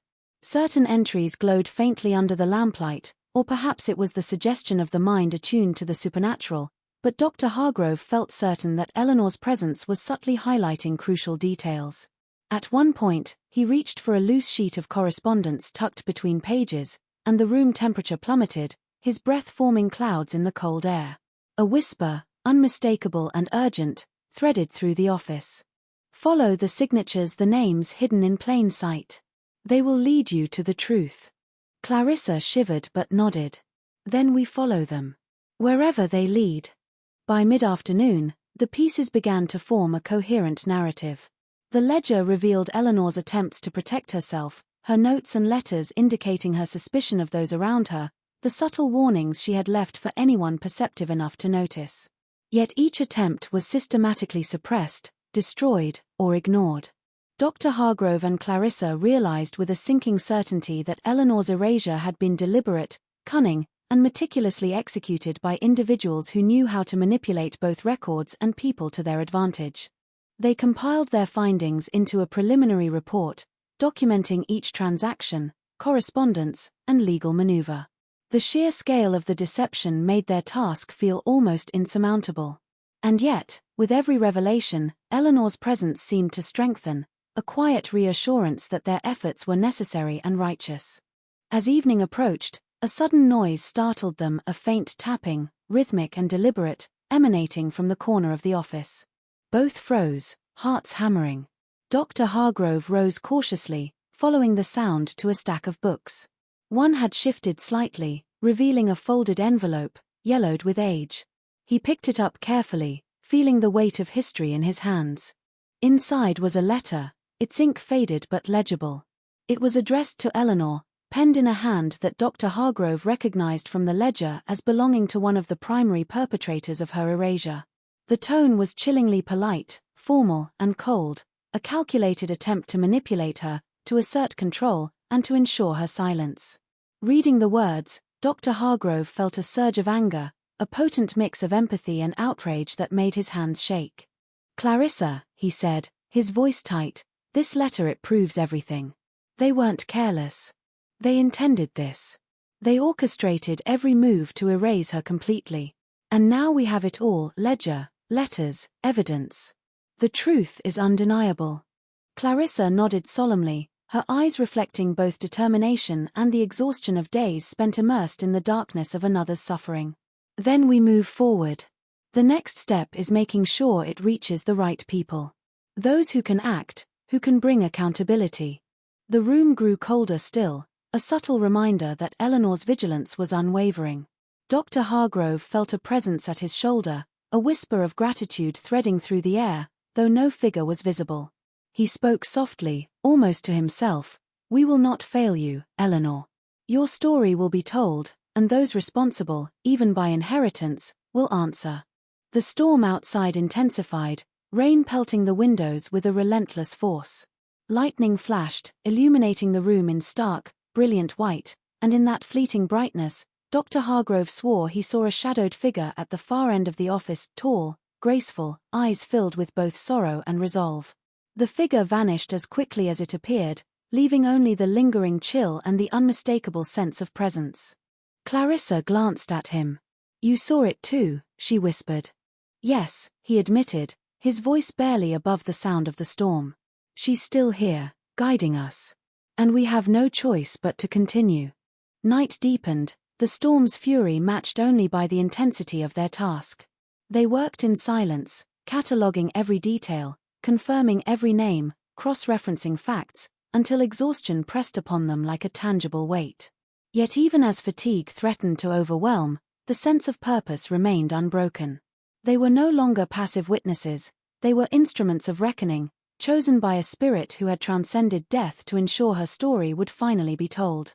In the still hours before dawn, Dr. Hargrove leaned back in his chair, eyes closed, and felt the subtle brush of cold against his cheek. Eleanor's presence lingered, a comforting yet insistent force, reminding him that the ledger was only the beginning. The truth was powerful, but it required action. And the living, not the dead, were tasked with executing that justice. Clarissa rose, stretching her stiff limbs. "We need to rest," she said softly.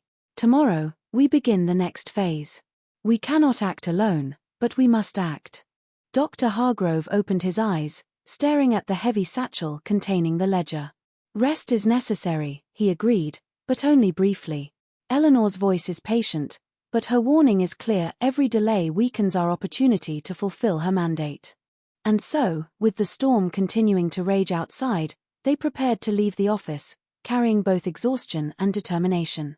The ledger rested heavily in their hands, a physical embodiment of truth and a conduit for the reckoning that was to come. Every step they took was measured, purposeful, each movement infused with the knowledge that Eleanor Whitby's spirit was not idle. She was watching, guiding, and waiting. The night passed, the storm gradually easing, but the sense of vigilance remained.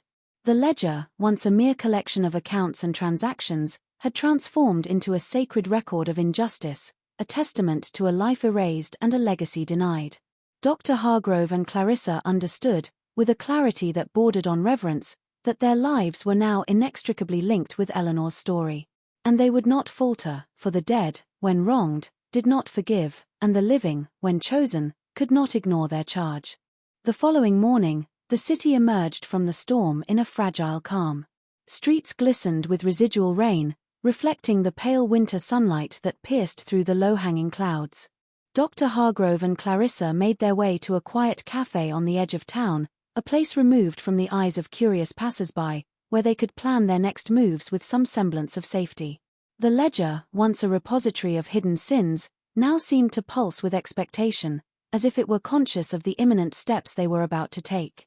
They sat at a corner table, sipping bitter coffee, the aroma mingling with the faint mustiness of the pages they had brought.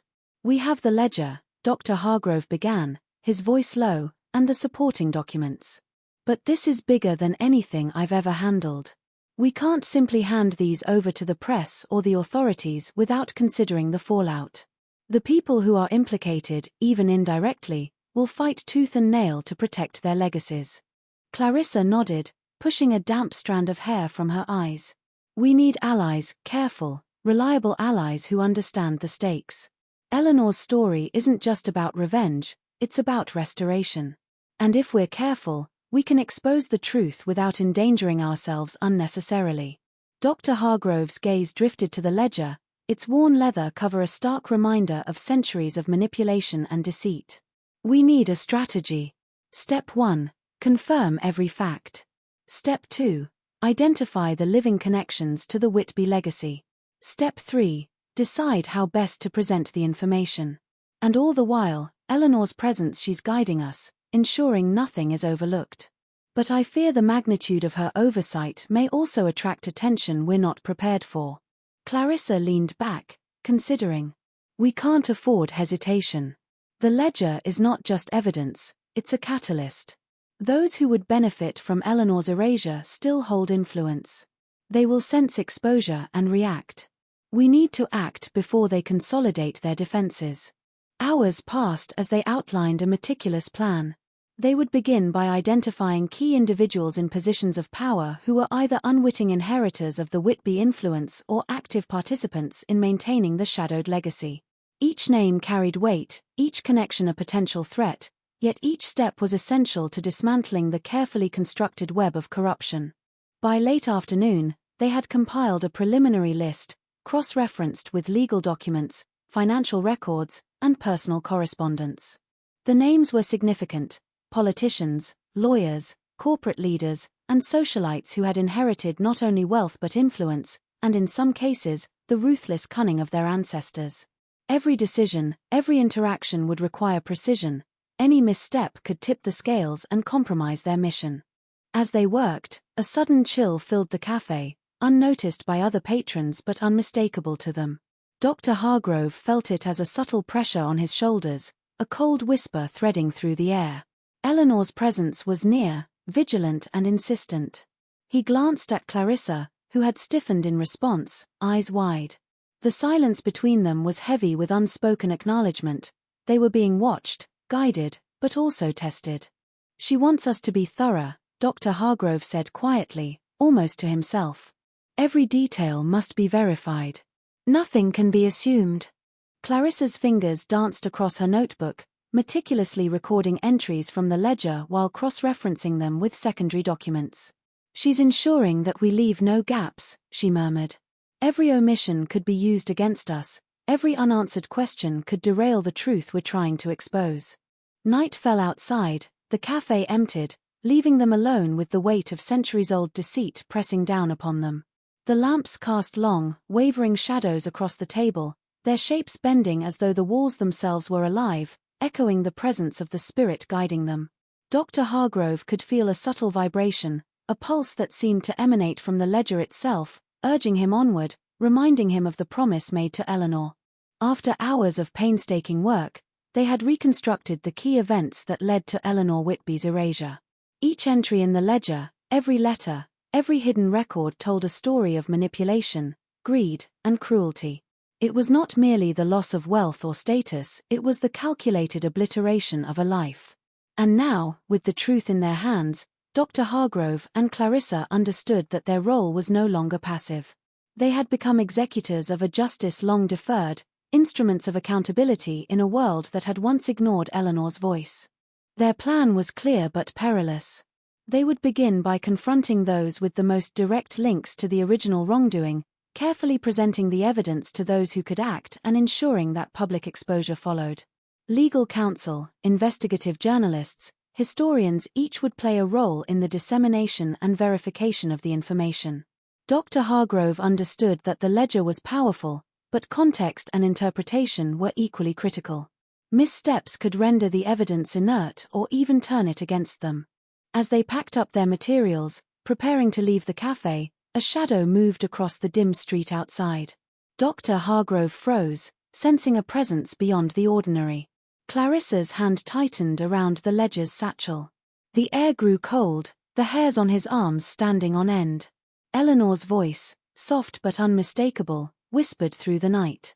"Proceed with caution but do not falter. They will try to stop you. The living will resist what the dead demand." Dr. Hargrove nodded, a mixture of resolve and apprehension settling in his chest. "We understand," he murmured. "We will not falter." Back in the mansion, the house seemed to exhale, releasing the tension of their absence, yet retaining a lingering aura of expectation. The storm had cleansed the physical world, but the spiritual resonance remained, a quiet hum of anticipation that the truth would finally see the light of day. The next day, they began the first phase of outreach. Carefully selected contacts, legal experts, historians familiar with the Whitby legacy, and investigative journalists were approached with fragments of the ledger's revelations. The information was presented cautiously, withholding the most damning evidence until credibility and trust had been established. Dr. Hargrove and Clarissa were meticulous, ensuring that each step was documented, each interaction verified, and each response recorded. Despite their careful approach, resistance was immediate. Some recipients were skeptical, dismissing the claims as sensationalist or improbable. Others responded with quiet curiosity, intrigued by the meticulousness of the evidence. Dr. Hargrove and Clarissa pressed forward regardless, guided by Eleanor's presence, who provided subtle cues, shifts in temperature, flickers of shadow, whispers that nudged them toward correct paths or cautioned against potential missteps. Days turned into weeks, each meeting, each disclosure, a step closer to revealing the full truth. Yet with progress came danger. Anonymous threats appeared, subtle at first, cryptic notes left at doors, untraceable phone calls, shadows seen from windows, but soon more aggressive measures were taken. Dr. Hargrove felt the weight of responsibility heavier than ever. The ledger was a weapon and a shield, but the world of the living, corrupted by the inertia of inherited power, did not yield easily. One evening, as the city lights flickered against the night sky, Clarissa and Dr. Hargrove reviewed the latest correspondences. A photograph slipped from the ledger's pages, yellowed and fragile, showing Eleanor Whitby as a young woman, standing in the Grand Whitby estate with a serene, confident expression that belied the torment her life would soon endure. Dr. Hargrove traced a finger along the photograph, feeling a connection, an urgency that went beyond the documents and evidence. "She was more than a victim," he murmured. "She was aware. She fought, in whatever way she could, and now it is our duty to finish what she started." Clarissa nodded, eyes misting. "And we will. We must." The night stretched on, long and quiet, save for the occasional whistle of wind against the windows. Eleanor's presence remained, a constant companion, guiding and warning, instilling both courage and vigilance. Dr. Hargrove understood that the ledger was only part of the journey. The true challenge lay in navigating the living, whose resistance would be both subtle and overt. As the first hours of dawn crept across the horizon, Dr. Hargrove and Clarissa gathered their notes, ensuring every detail was recorded, every piece of evidence secured. The ledger, heavy with centuries of injustice, was now their compass, guiding them through a world that had long been blind to Eleanor Whitby's erasure. And somewhere, just beyond perception, the spirit of Eleanor Whitby lingered, patient yet insistent, reminding them that the task ahead was both urgent and necessary, that the living must act where the dead could no longer intervene, and that the reckoning, once begun, could not be denied. The days that followed were a blur of clandestine meetings, discreet correspondences, and meticulous verification of every shred of information extracted from the ledger. Dr. Hargrove and Clarissa moved cautiously, aware that their every action could attract attention. They understood that the web of influence surrounding the Whitby legacy was vast, and that the more they uncovered, the more resistance they would encounter from those determined to preserve the old order. Yet, Eleanor Whitby's presence remained a constant, a spectral hand guiding their steps and alerting them to dangers both subtle and imminent. One grey afternoon, as rain streaked the city's windows once again, a knock echoed in the small apartment they had converted into a temporary research hub. Dr. Hargrove opened the door to find a tall man, his features sharp and his demeanor wary. He introduced himself as Jonathan Meade, an investigative journalist whose reputation for exposing financial malfeasance preceded him. He carried no notebook, no camera, only the quiet intensity of someone who understood the gravity of secrets. "I received a tip," Meade began, his eyes scanning the room as if assessing the weight of the ledger itself. "A ledger from the Whitby estate. Names, transactions, erasures. You realize that what you're holding could topple fortunes and reputations. It's dangerous, but the world needs to know." Dr. Hargrove exchanged a glance with Clarissa. Eleanor's presence seemed to thicken in the room, almost tangible, a pressure at their shoulders, urging trust. "We've verified much of the content," he said cautiously. "But this is only the beginning. The ledger is a map, and the map is incomplete without corroboration, context, and strategy." Meade nodded. "I understand. And I can help. I've dealt with powerful families before. Subtlety, persistence, and evidence. That's how these truths survive scrutiny. If we act recklessly, we risk more than exposure. We risk losing the ledger entirely, or worse, our lives." Clarissa studied him, weighing the risk. "We've been careful until now, but Eleanor, she's insisting on movement. We need allies who can navigate the corridors of influence that we cannot. You seem to understand that." "More than you know," Meade replied, his voice low, almost conspiratorial. "I've followed whispers of the Whitby legacy for years. There are gaps, disappearances, transfers, all pointing to someone being systematically erased. That someone was Eleanor Whitby. And if you have this ledger, you're holding proof of the orchestration." The room fell silent for a moment, the weight of recognition pressing upon them. Dr. Hargrove felt a shiver run through him, the ledger's leather seeming to vibrate in resonance with Eleanor's presence. She was there, observing, judging, and approving. The choice of Meade as an ally seemed almost preordained, another piece of the meticulous plan that had been set in motion long before their involvement. Together, they began a careful review of the ledger and its associated documents, Meade providing insights into potential investigative angles, legal loopholes, and strategies for exposing the Whitby legacy without endangering themselves prematurely. As they worked, Eleanor's influence was unmistakable. Books shifted on their own accord to reveal hidden compartments, papers fluttered to the floor, highlighting passages that had been overlooked. Occasionally, a sudden draft would sweep through the room, carrying with it a whisper that guided their attention to critical details, subtle cues that they both instinctively recognized as her presence. By nightfall, the trio had assembled a formidable plan: verify each living beneficiary's link to the original crimes, create an evidentiary trail that could withstand legal and public scrutiny, and prepare a phased disclosure strategy that would gradually reveal the ledger's contents while minimizing immediate backlash. It was meticulous work, demanding patience, precision, and nerves of steel. As the city slept under the cloak of a late autumn fog, Dr. Hargrove and Clarissa returned to their apartment, exhausted but driven.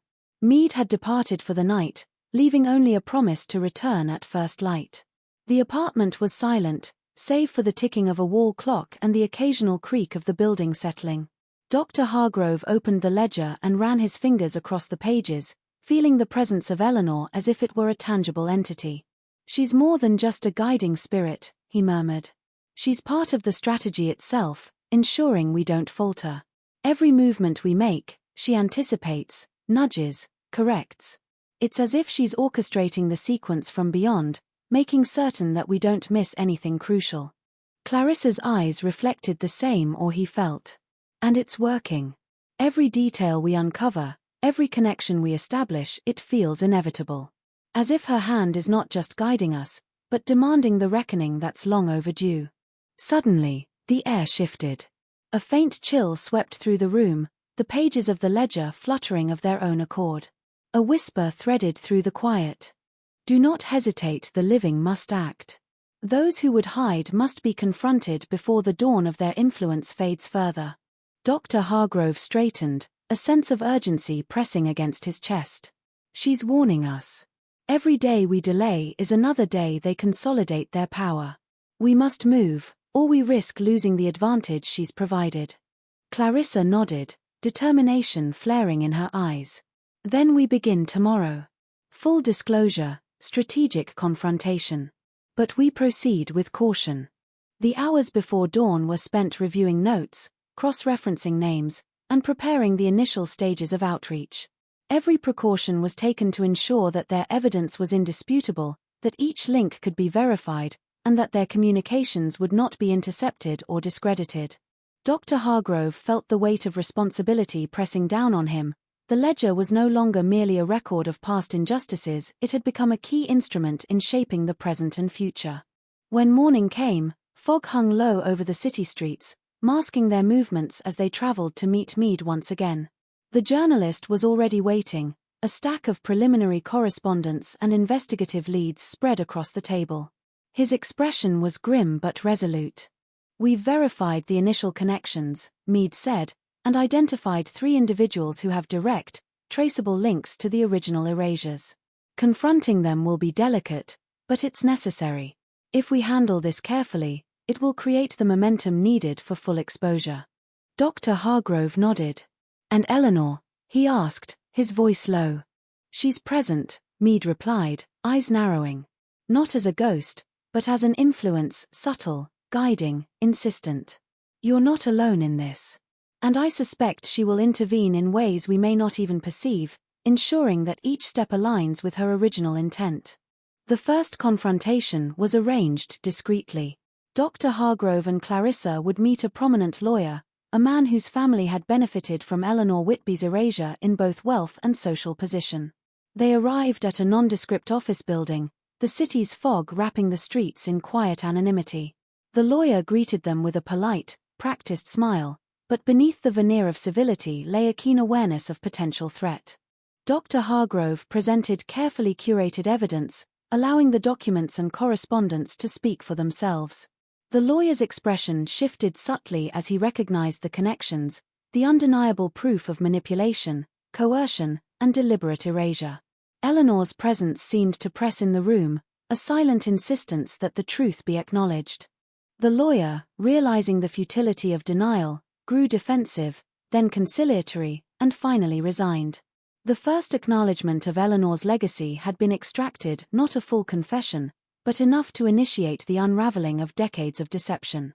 Dr. Hargrove and Clarissa left the office with a mix of relief and apprehension, knowing that each subsequent confrontation would carry greater stakes, and that the resistance they faced would intensify. As they walked back through the misty streets, the weight of Eleanor's watchful presence was tangible, a reminder that the ledger had only begun to unlock the truth, and that the journey ahead would demand courage, vigilance, and an unwavering commitment to justice. The success of the initial confrontation brought no sense of relief, only the sharpening of focus.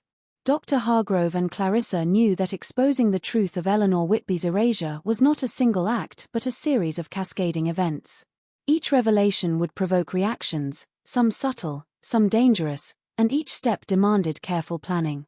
Eleanor's presence remained a constant guide, invisible yet palpable, her whispers threading through moments of uncertainty, urging vigilance, precision, and resolve. They returned to their temporary office late that evening, the city outside shrouded in mist and the soft hum of distant traffic. Clarissa laid out the responses from their initial disclosures, noting both the hesitations and the acknowledgements. The ledger's contents were now no longer simply historical evidence, they had become a weapon of persuasion, capable of influencing the living to act in ways Eleanor herself could no longer directly execute. Dr. Hargrove studied the documents, fingers tracing the names of the newly implicated parties. "Every acknowledgement we've received reinforces the pattern," he said, his voice low but steady. "They are beginning to see the scope of the manipulation, the systematic removal of Eleanor Whitby from every facet of her rightful life. But we cannot assume that acceptance equals compliance. The deeper we go, the more dangerous this becomes." Clarissa nodded, her eyes reflecting the dim lamplight. "We must anticipate resistance. Subtle threats, legal maneuvering, perhaps even attempts to discredit us personally. The ledger is compelling, but those who benefit from obfuscation will do everything to maintain control. A sudden chill swept through the room, the temperature dropping despite the radiator's hum. Dr. Hargrove felt the familiar prickling of Eleanor's presence, her silent insistence urging him to attention. The ledger, resting open on the table, seemed to glow faintly in the lamplight, as though echoing her spectral vigilance. Time is critical, the whisper threaded through the room, ethereal and commanding. They consolidate while the living hesitate. Do not allow them to regain the advantage. Dr. Hargrove exhaled slowly, steeling himself. Then we move forward. No delay, no doubt. Each step must be deliberate, but decisive. The next phase involved tracing the lineage of influence that had carried Eleanor's erasure into modern times. Dr. Hargrove and Clarissa, along with Jonathan Meade, spent long hours poring over financial records, legal archives, and social registers. Each name, each entry, each subtle transaction built a clearer picture, revealing not only wealth and property transfers but the enduring control exerted by those who had profited from her absence. By mid-afternoon, they identified a key figure, Margaret Holbrook, a woman of quiet sophistication, whose position in both social and financial circles made her an influential beneficiary of the Whitby legacy. Eleanor's erasure had indirectly secured Holbrook's power, her family's ascendancy tied to the disappearance of Whitby assets and influence. Dr. Hargrove and Clarissa recognized the critical nature of this discovery. Holbrook would be a gatekeeper, a test of how far their exposure could reach before resistance turned aggressive. They arranged a meeting under the guise of professional research. Holbrook received them with practiced politeness, her eyes sharp, calculating. Dr. Hargrove opened the ledger, laying out carefully selected entries that traced the flow of wealth and influence from the Whitby estate to her family's holdings. The evidence was meticulous, undeniable, and yet delivered with measured restraint, emphasizing historical accuracy over confrontation. Holbrook's expression shifted subtly as she recognized the implications. The veneer of civility gave way to tension, then a careful negotiation of words, as she attempted to gauge their intentions, the legitimacy of their evidence, and the potential consequences of acknowledgement. Eleanor's presence was almost tangible in the room, the subtle pressure at their shoulders guiding their tone, ensuring that their words carried both authority and precision. "You see," Dr. Hargrove said softly, "this is not a matter of accusation, but of historical truth. The ledger documents the removal of Eleanor Whitby from her rightful position, and the consequences that have endured for generations. Your family's influence is connected, intentionally or not, to this erasure." Holbrook's eyes narrowed, a flicker of recognition crossing her features. She did not speak immediately, the weight of the evidence pressing in, her internal calculation visible in the faint twitch of her fingers. Finally, she nodded slightly. "I see," she said, voice measured. "And what do you expect from this acknowledgement?" Clarissa stepped forward, her gaze steady. "We expect the truth to be acknowledged, and for actions to be taken that address the historical injustice. Eleanor Whitby's story deserves recognition, and the patterns that have perpetuated her erasure must be corrected where possible." The room was silent for a moment, the air thick with anticipation. Then, almost imperceptibly, Holbrook exhaled, her posture relaxing marginally. "Very well," she said. "I cannot change the past, but I can ensure that future recognition is given. And I will cooperate with your efforts to document and share this history responsibly." Dr. Hargrove and Clarissa exchanged a glance, a mixture of relief and cautious optimism. Eleanor's presence was palpable, a subtle warmth in the room, as if acknowledging the success of this delicate step. The ledger had begun to unlock accountability, translating centuries-old injustice into present-day recognition. As they left Holbrook's residence, the fog outside seemed less oppressive, the streets quieter, as if the city itself had been holding its breath. The ledger rested in Dr. Hargrove's satchel, its bulk a constant reminder of both progress and responsibility. Eleanor's whispers were faint but persistent. "Do not slow. The chain of influence stretches far. Each acknowledgement brings you closer, but resistance grows. Be vigilant, be deliberate." Over the following days, Dr. Hargrove and Clarissa, with Meade's guidance, continued their methodical approach. Each contact, each acknowledgement, Each verification was a step toward dismantling the network of inherited influence that had protected Eleanor's erasure for decades. Their progress was measured, cautious, and deliberate, but it was unmistakably effective. Yet with progress came subtle signs of pushback. Anonymous calls, vague threats, and attempts to discredit their credibility began to surface. Dr. Hargrove recognized the pattern. Those with power had learned to manipulate perception and fear, and they were employing every tool at their disposal to preserve the status quo. But Eleanor's presence remained unwavering, a spectral compass that guided them through the haze of intimidation and misdirection. One evening, as they reviewed the latest correspondence, a draft swept through the room, extinguishing the lamps briefly and leaving the ledger glowing faintly in the darkness. A whisper threaded through the air, clear and insistent. "Trust the evidence, trust each other. The living must act, and the dead will watch. Hesitation is the only danger now." Dr. Hargrove exhaled, a sense of purpose crystallizing within him. "We cannot hesitate. Every acknowledgement, every step toward transparency is a victory. Eleanor's story cannot be delayed any longer." Clarissa nodded, her fingers lightly tracing the edges of the ledger. "We continue tomorrow. Each revelation must be precise, and each connection validated. There is no room for error." That night, the city outside was silent except for the occasional whisper of wind, carrying the faint scent of rain and damp earth. Inside, the apartment remained a hub of activity, the ledger at the center of their efforts. Dr. Hargrove and Clarissa, exhausted but resolute, reviewed their strategy once more. Eleanor's presence lingered like a guardian, a constant reassurance that they were on the correct path, but also a reminder of the urgency with which they must act. By dawn, a plan had been refined, contacts had been prioritized, and the sequence of disclosures mapped. The ledger, once a silent chronicle of injustice, had become an active agent of accountability, guiding the living to correct the oversights of the past. Dr. Hargrove felt a deep, abiding connection to Eleanor Whitby, understanding that their lives were irrevocably intertwined with hers. And somewhere, beyond perception but not beyond influence, Eleanor Whitby watched, patient and insistent, ensuring that the living carried forward her story, her legacy, and her demand for justice. The reckoning had begun, and there would be no turning back. The city awoke under a muted grey sky, the fog of early morning curling between the buildings like a silent witness to unseen events. Dr. Hargrove and Clarissa moved with purpose, the ledger secured between them like a talisman.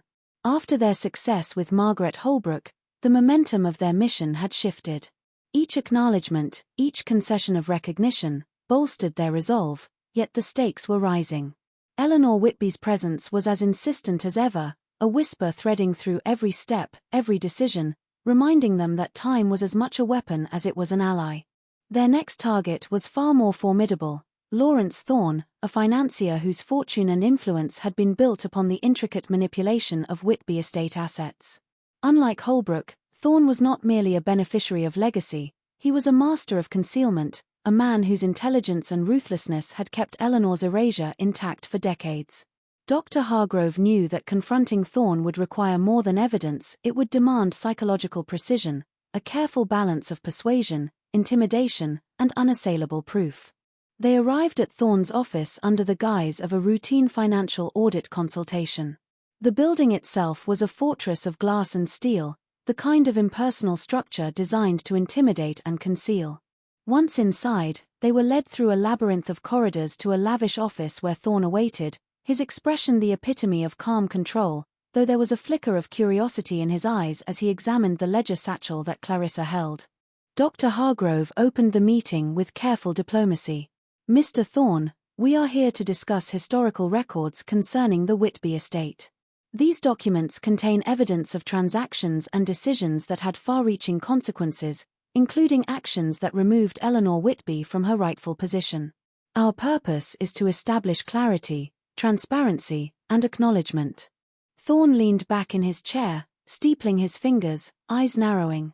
"I am always open to understanding historical precedent," he said smoothly, "but I hope you understand that my time is limited, and my attention is not easily captured by claims that may lack substantiation."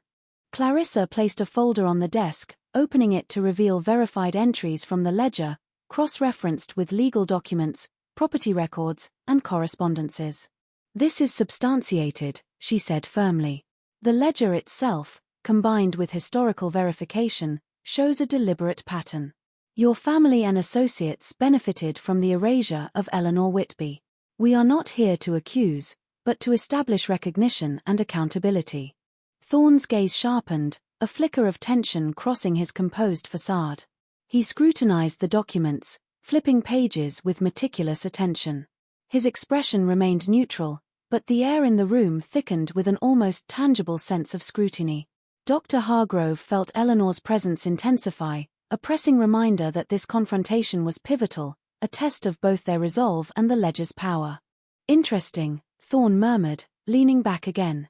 This is comprehensive, I'll grant you that. But history is complicated. Decisions made decades ago cannot always be judged by contemporary standards. Are you suggesting my family is culpable? Dr. Hargrove's voice was measured, firm, unyielding. Not merely culpable. Responsible for acknowledging the consequences of actions that affected Eleanor Whitby and her rightful legacy. Accountability is not solely about punishment, it is about recognition and correction. Thorne's eyes flickered with a moment of realization, followed by a calculated coldness. And what do you hope to achieve with this recognition? Public exposure? Legal restitution? Are you prepared for the ramifications? Clarissa's gaze never wavered. We are prepared to ensure that the truth is acknowledged and that Eleanor Whitby's legacy is restored in whatever capacity the living can provide. The ledger demands it, and Eleanor's presence has guided every step. Hesitation is not an option. A silence fell over the room, the weight of centuries-old injustice hanging between them. Thorne finally spoke, his tone deliberate. You understand that any public acknowledgement could destabilize financial networks, reputations, even current power structures. Are you prepared to manage the fallout? Dr. Hargrove felt a chill sweep through the office, Eleanor's presence a pressing force urging vigilance. We are, he said firmly. The ledger provides clarity, not conjecture. The truth will compel recognition, and with measured strategy, the consequences can be directed toward justice, not chaos. Thorne leaned forward slightly, eyes glinting. You are confident. Perhaps too confident. But you underestimate the lengths to which those invested in preserving control will go. Resistance will not be subtle. Clarissa interjected, her voice steady, unwavering. We are aware. Every challenge has been anticipated. Every contact, every response, has been measured. We are not alone, others recognize the legitimacy of these claims, and they will act alongside us. Eleanor's presence ensures we do not falter. For a moment, Thorne regarded them in silence, then a subtle, almost imperceptible shift occurred in his expression. He straightened, masking his calculations behind a veneer of composure. Very well, he said slowly. I will cooperate with your effort to document and recognize historical truth. But understand this, the ledger does not absolve the living of discretion. Exposure must be handled delicately. Dr. Hargrove felt a surge of cautious relief. Eleanor's presence seemed to relax, the tension in the room dissipating just slightly, as if acknowledging their successful navigation of the confrontation. The ledger had proved its power, transforming from a static document of history into an instrument of justice in the present. As they left Thorne's office, the fog outside the building seemed heavier, wrapping around them like a cloak. The city streets were quieter than usual, as if the world had paused in recognition of the unfolding reckoning. Dr. Hargrove and Clarissa moved quickly, aware that progress always attracted scrutiny, and that the balance between revelation and security was delicate. Back in their apartment, they reviewed the day's developments. Meade was waiting, notebook in hand, ready to record and analyze the responses. He acknowledged the ledger, Meade said, voice tight with excitement. It's a victory. But as expected, the acknowledgement is measured, calculated. Resistance hasn't disappeared, it's just more subtle. Dr. Hargrove nodded, feeling the weight of responsibility pressing more heavily than ever. This is only the beginning. Each acknowledgement brings us closer, but the network is vast. There are still more beneficiaries, more obfuscations, and more hidden consequences. We proceed carefully, deliberately, but we cannot slow. Clarissa flipped through the ledger, her fingers tracing the worn pages. Every detail we uncover strengthens our position. Eleanor's presence has guided us through each step. But her insistence is increasing. She wants movement, momentum, action. The hours passed in tense review, every entry cross-referenced, every correspondence verified. Eleanor's whispers were constant, a quiet pressure that guided them toward necessary decisions, alerting them to potential oversights. Dr. Hargrove felt the weight of centuries pressing upon him, the ledger no longer simply a historical document but a living instrument of accountability. Late at night, when the city outside was silent, a draft swept through the apartment, extinguishing the lamps briefly and leaving the ledger glowing faintly in the dim darkness. A whisper threaded through the room, insistent and commanding. Do not waver. Each acknowledgement strengthens the path to justice. Those who hide will resist, but truth is relentless. Move forward, the living must act, and the dead will watch. Dr. Hargrove exhaled, a sense of purpose crystallizing. We cannot waver. The ledger demands movement. Every revelation, every confrontation is a step toward rectifying the injustice inflicted upon Eleanor Whitby. Clarissa nodded, her eyes fixed on the glowing pages. Then we continue. We proceed tomorrow, precisely, decisively. There is no turning back now. And somewhere, beyond the perception of the living but not beyond influence, Eleanor Whitby lingered, patient and insistent, ensuring that the ledger's revelations would not be ignored, that her story would be told, and that those responsible, by action or inheritance, would confront the legacy of their ancestors. The reckoning had begun, and it would not be denied. The momentum of their mission was palpable, yet the weight of what lay ahead pressed heavily on Dr. Hargrove and Clarissa. Each acknowledgement they had extracted from those connected to Eleanor Whitby's erasure was a small victory, but it came with a cost. The more progress they made, the sharper the resistance became. Eleanor's presence, once a subtle whisper at the edges of perception, now pressed insistently against their consciousness, urging not only speed but precision. The ledger had transformed from a record of the past into a map for action, each page a reminder of the reckoning still unfolding. Their next target was a man whose influence extended beyond mere wealth, Senator Harold Vance, a figure of public prominence, whose family had long benefited from the obfuscation of Eleanor's rightful legacy.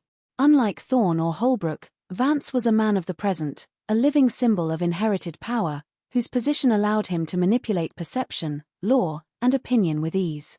Dr. Hargrove knew that confronting Vance would require not only evidence but strategy, subtlety, and unflinching resolve.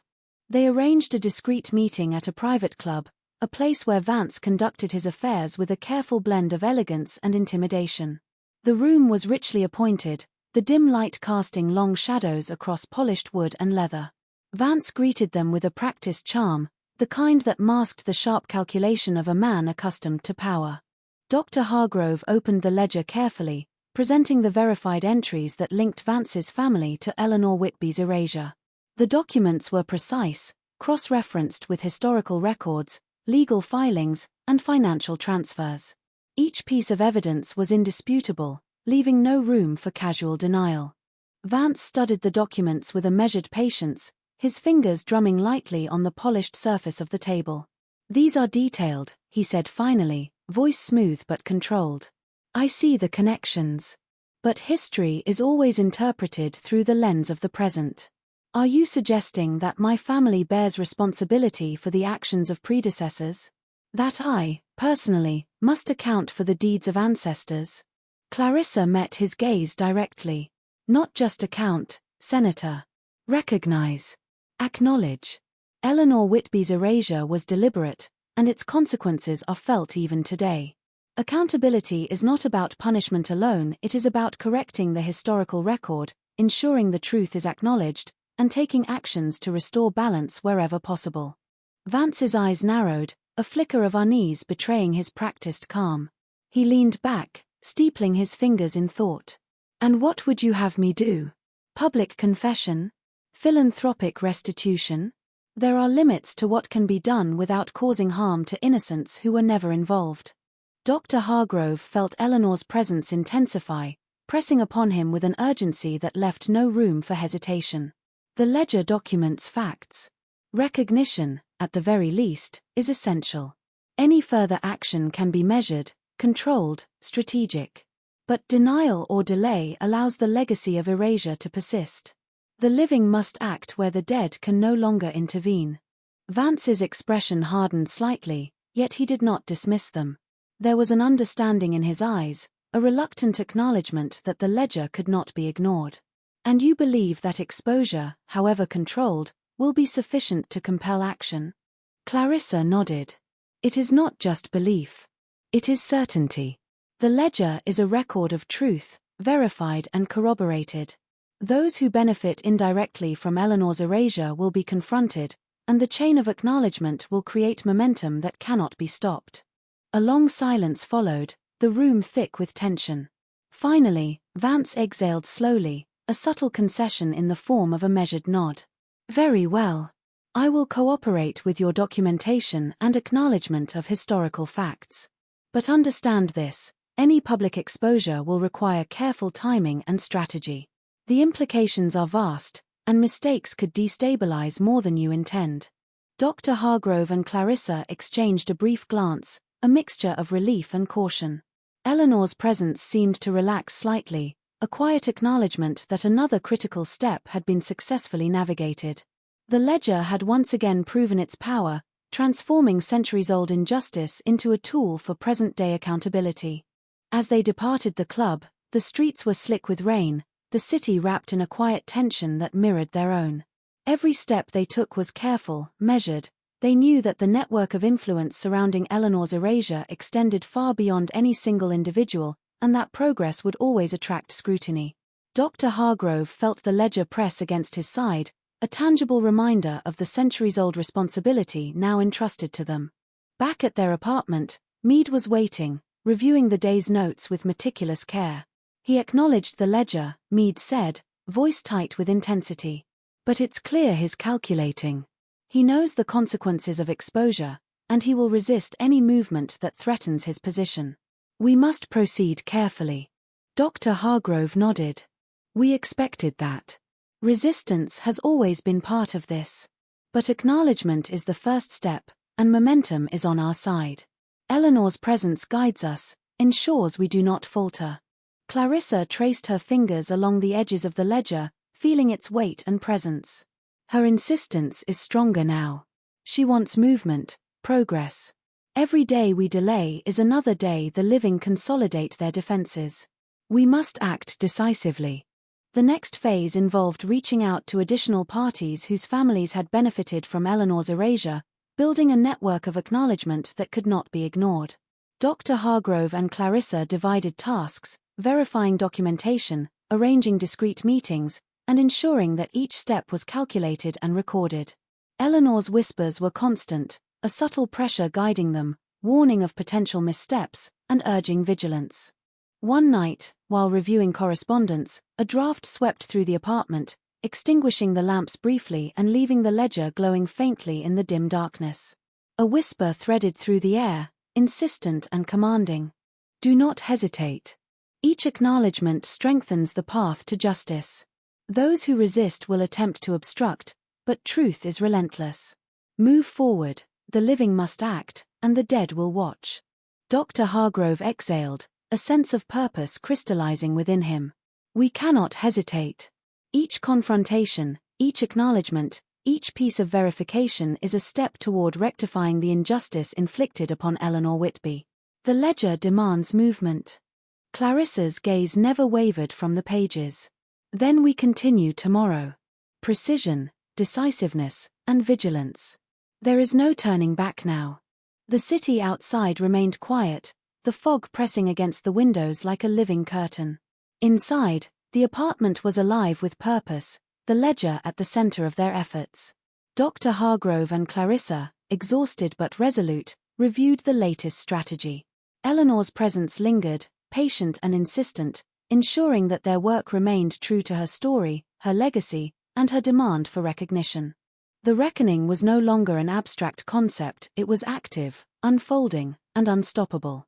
The ledger had transformed from a record of past injustice into a living instrument of accountability, compelling the living to confront history and correct the erasures that had persisted for generations. And somewhere, just beyond perception, Eleanor Whitby watched, patient and vigilant, ensuring that the truth would finally emerge, and that those responsible, by action or inheritance, would face the consequences of their legacy. The morning light was pale and filtered, the city draped in a fog that seemed to soften the edges of reality itself. Dr. Hargrove and Clarissa knew the day would mark the culmination of months of careful planning, meticulous research, and countless confrontations with those who had benefited from Eleanor Whitby's erasure. Every acknowledgement they had secured, every name added to the ledger's chain, had built toward this moment. And Eleanor's presence, always insistent, now pressed with an urgency that was almost palpable, demanding the final steps of reckoning. They gathered in their apartment one last time before heading out, the ledger open on the table, pages glowing faintly in the morning light. Mead was already there, notebook and recording devices prepared, the air heavy with anticipation. "This is it," he said quietly. "The final round. Those we have yet to confront are the most entrenched, the most protected. They will resist, and the pressure will be immense. But if we succeed, the ledger will finally complete its task." Dr. Hargrove nodded, tracing a finger along the worn edges of the leather binding. "It has guided us this far. Eleanor's presence has been relentless in its insistence, subtle but impossible to ignore. The ledger is more than a record, it is a tool, a map, a reckoning. Today, we finish what was started long ago." Clarissa closed her eyes briefly, centering herself. "We proceed with precision. Each confrontation is calculated, each acknowledgement carefully framed. We will not falter." Their first stop was the residence of the final figure whose influence had long perpetuated Eleanor's erasure, Cassandra Whitby, a distant relative who had inherited both power and social influence, and who had systematically reinforced the erasure of Eleanor's presence from family records, social prominence, and historical narratives. Unlike the others, Cassandra was more than cautious, she was calculated, a woman who had built her reputation on subtle manipulation and control. The house was imposing, ivy-clad and imposing, with security measures that spoke to both wealth and wariness. They were admitted only after careful vetting, escorted into a grand drawing room that seemed untouched by time, yet charged with tension. Cassandra Whitby rose as they entered, her eyes sharp and assessing. Dr. Hargrove began, voice steady and measured. "Mrs. Whitby, we come with documentation concerning the Whitby estate, specifically actions that resulted in the deliberate erasure of Eleanor Whitby from her rightful legacy. The ledger we carry is comprehensive, verified, and cross-referenced with legal and historical records." Cassandra's expression remained neutral, though the slightest tightening at the corners of her eyes betrayed interest and perhaps unease. "I am aware of the history," she said carefully. "But you must understand that families make decisions, and history is rarely kind to context. Are you suggesting I bear responsibility for the actions of ancestors?" Clarissa stepped forward, placing the ledger on the table and opening it to a page highlighted with centuries of transactions, erasures, and transfers. "We are not here to accuse for the sake of punishment," she said. "We are here to secure acknowledgement, to correct the historical record, and to ensure that Eleanor Whitby's legacy is recognized and restored wherever possible. Your family has played a role in perpetuating the erasure, whether actively or by omission. Recognition is the first step toward rectification." Cassandra's eyes flicked across the pages, scanning the entries with careful attention. Dr. Hargrove felt Eleanor's presence intensify, a pressure that seemed to settle in the room, commanding focus, demanding honesty. The ledger vibrated subtly, a spectral insistence that every detail be absorbed, every implication confronted. "You are asking for acknowledgement," Cassandra said finally, her voice measured but tinged with tension. "And you expect me to accept responsibility, without dispute." Dr. Hargrove's gaze held firm. Acknowledgement is not about immediate admission of guilt. It is about recognition of the truth, the deliberate patterns, and the consequences of erasure. This is the final step in a chain of reckoning. Your acknowledgement completes the ledger's purpose. A long silence filled the room, heavy and tense. Cassandra's eyes moved across the pages again, absorbing the weight of centuries of deliberate omission. Slowly, almost imperceptibly, she exhaled and nodded. "Very well," she said. "I acknowledge the ledger and the truth it contains. Eleanor Whitby's legacy will be recognized, and the actions that contributed to her erasure cannot be ignored." Dr. Hargrove and Clarissa shared a brief glance, a mixture of relief and reverent awe. Eleanor's presence seemed to relax in the room, a subtle warmth enveloping them as if approving the completion of a long-sought task. The ledger, once a silent record of injustice, had transformed into a living testament, compelling the living to confront history and make amends. Meade recorded every statement, every acknowledgement, ensuring that the chain of verification was complete. Each name, each concession, each step toward recognition was now part of a meticulous archive that could withstand scrutiny and cement Eleanor Whitby's rightful place in history. As they prepared to leave, a sudden gust of wind swept through the room, rustling papers and flipping the ledger's pages. Dr. Hargrove felt a chill, followed by a whisper threading through the space, clear and commanding. "The living have acted. The truth is recognized. The ledger is complete. Justice, delayed but inevitable, has prevailed. Remember this, recognition is only the beginning. Legacy endures where memory persists." Clarissa closed the ledger gently, the weight of its journey settling into a quiet finality. "It is complete," she whispered. "Eleanor's story is no longer hidden. It has been acknowledged by those who once sought to obscure it." Outside, the city was waking, fog lifting to reveal streets slick with rain, light reflecting off cobblestones and asphalt. Dr. Hargrove felt a deep sense of fulfillment, yet tempered with the knowledge that acknowledgement, while powerful, was only one part of a larger continuum. Eleanor's legacy would now live in truth, preserved in the ledger, in public record, and in the awareness of those who had once contributed to her erasure. As they walked back through the quiet streets, Eleanor's presence lingered beside them, unseen but palpably close. The pressure of her insistence had eased, replaced with a sense of calm approval. Dr. Hargrove felt a connection, profound and enduring, as if centuries of silence and manipulation had finally been broken, replaced with clarity and recognition. Returning to their apartment one last time, they set the ledger on the table. Meade reviewed his notes, eyes reflecting satisfaction and solemnity. "It's done," he said softly. "All necessary acknowledgements are in place. The ledger's purpose is fulfilled. History has been corrected, and the living have acted." Dr. Hargrove nodded, fingers tracing the worn edges of the ledger. "Yes. Eleanor Whitby's story will endure. Her erasure has been confronted and rectified. We have done what the living could not accomplish alone, guided by her presence and insistence." Clarissa closed her eyes, a quiet reverence in her posture. "She is at peace now, I think. Her legacy secured. And yet, this is not just about closure, it is a reminder. The dead, though silent, watch, and the living must act with integrity, diligence, and courage." A soft breeze seemed to flow through the apartment, rustling the pages one last time. Dr. Hargrove felt Eleanor's presence fading gently, no longer pressing but lingering, a subtle warmth that promised vigilance without intrusion. The ledger remained open, a completed chronicle of justice finally fulfilled. As they stepped out into the city, the morning sun piercing through the dissipating fog, a profound stillness settled over the streets. The reckoning had concluded, yet the impact of their work would ripple through families, institutions, and history itself. Eleanor Whitby's name, erased for centuries, would now endure, acknowledged, respected, and remembered.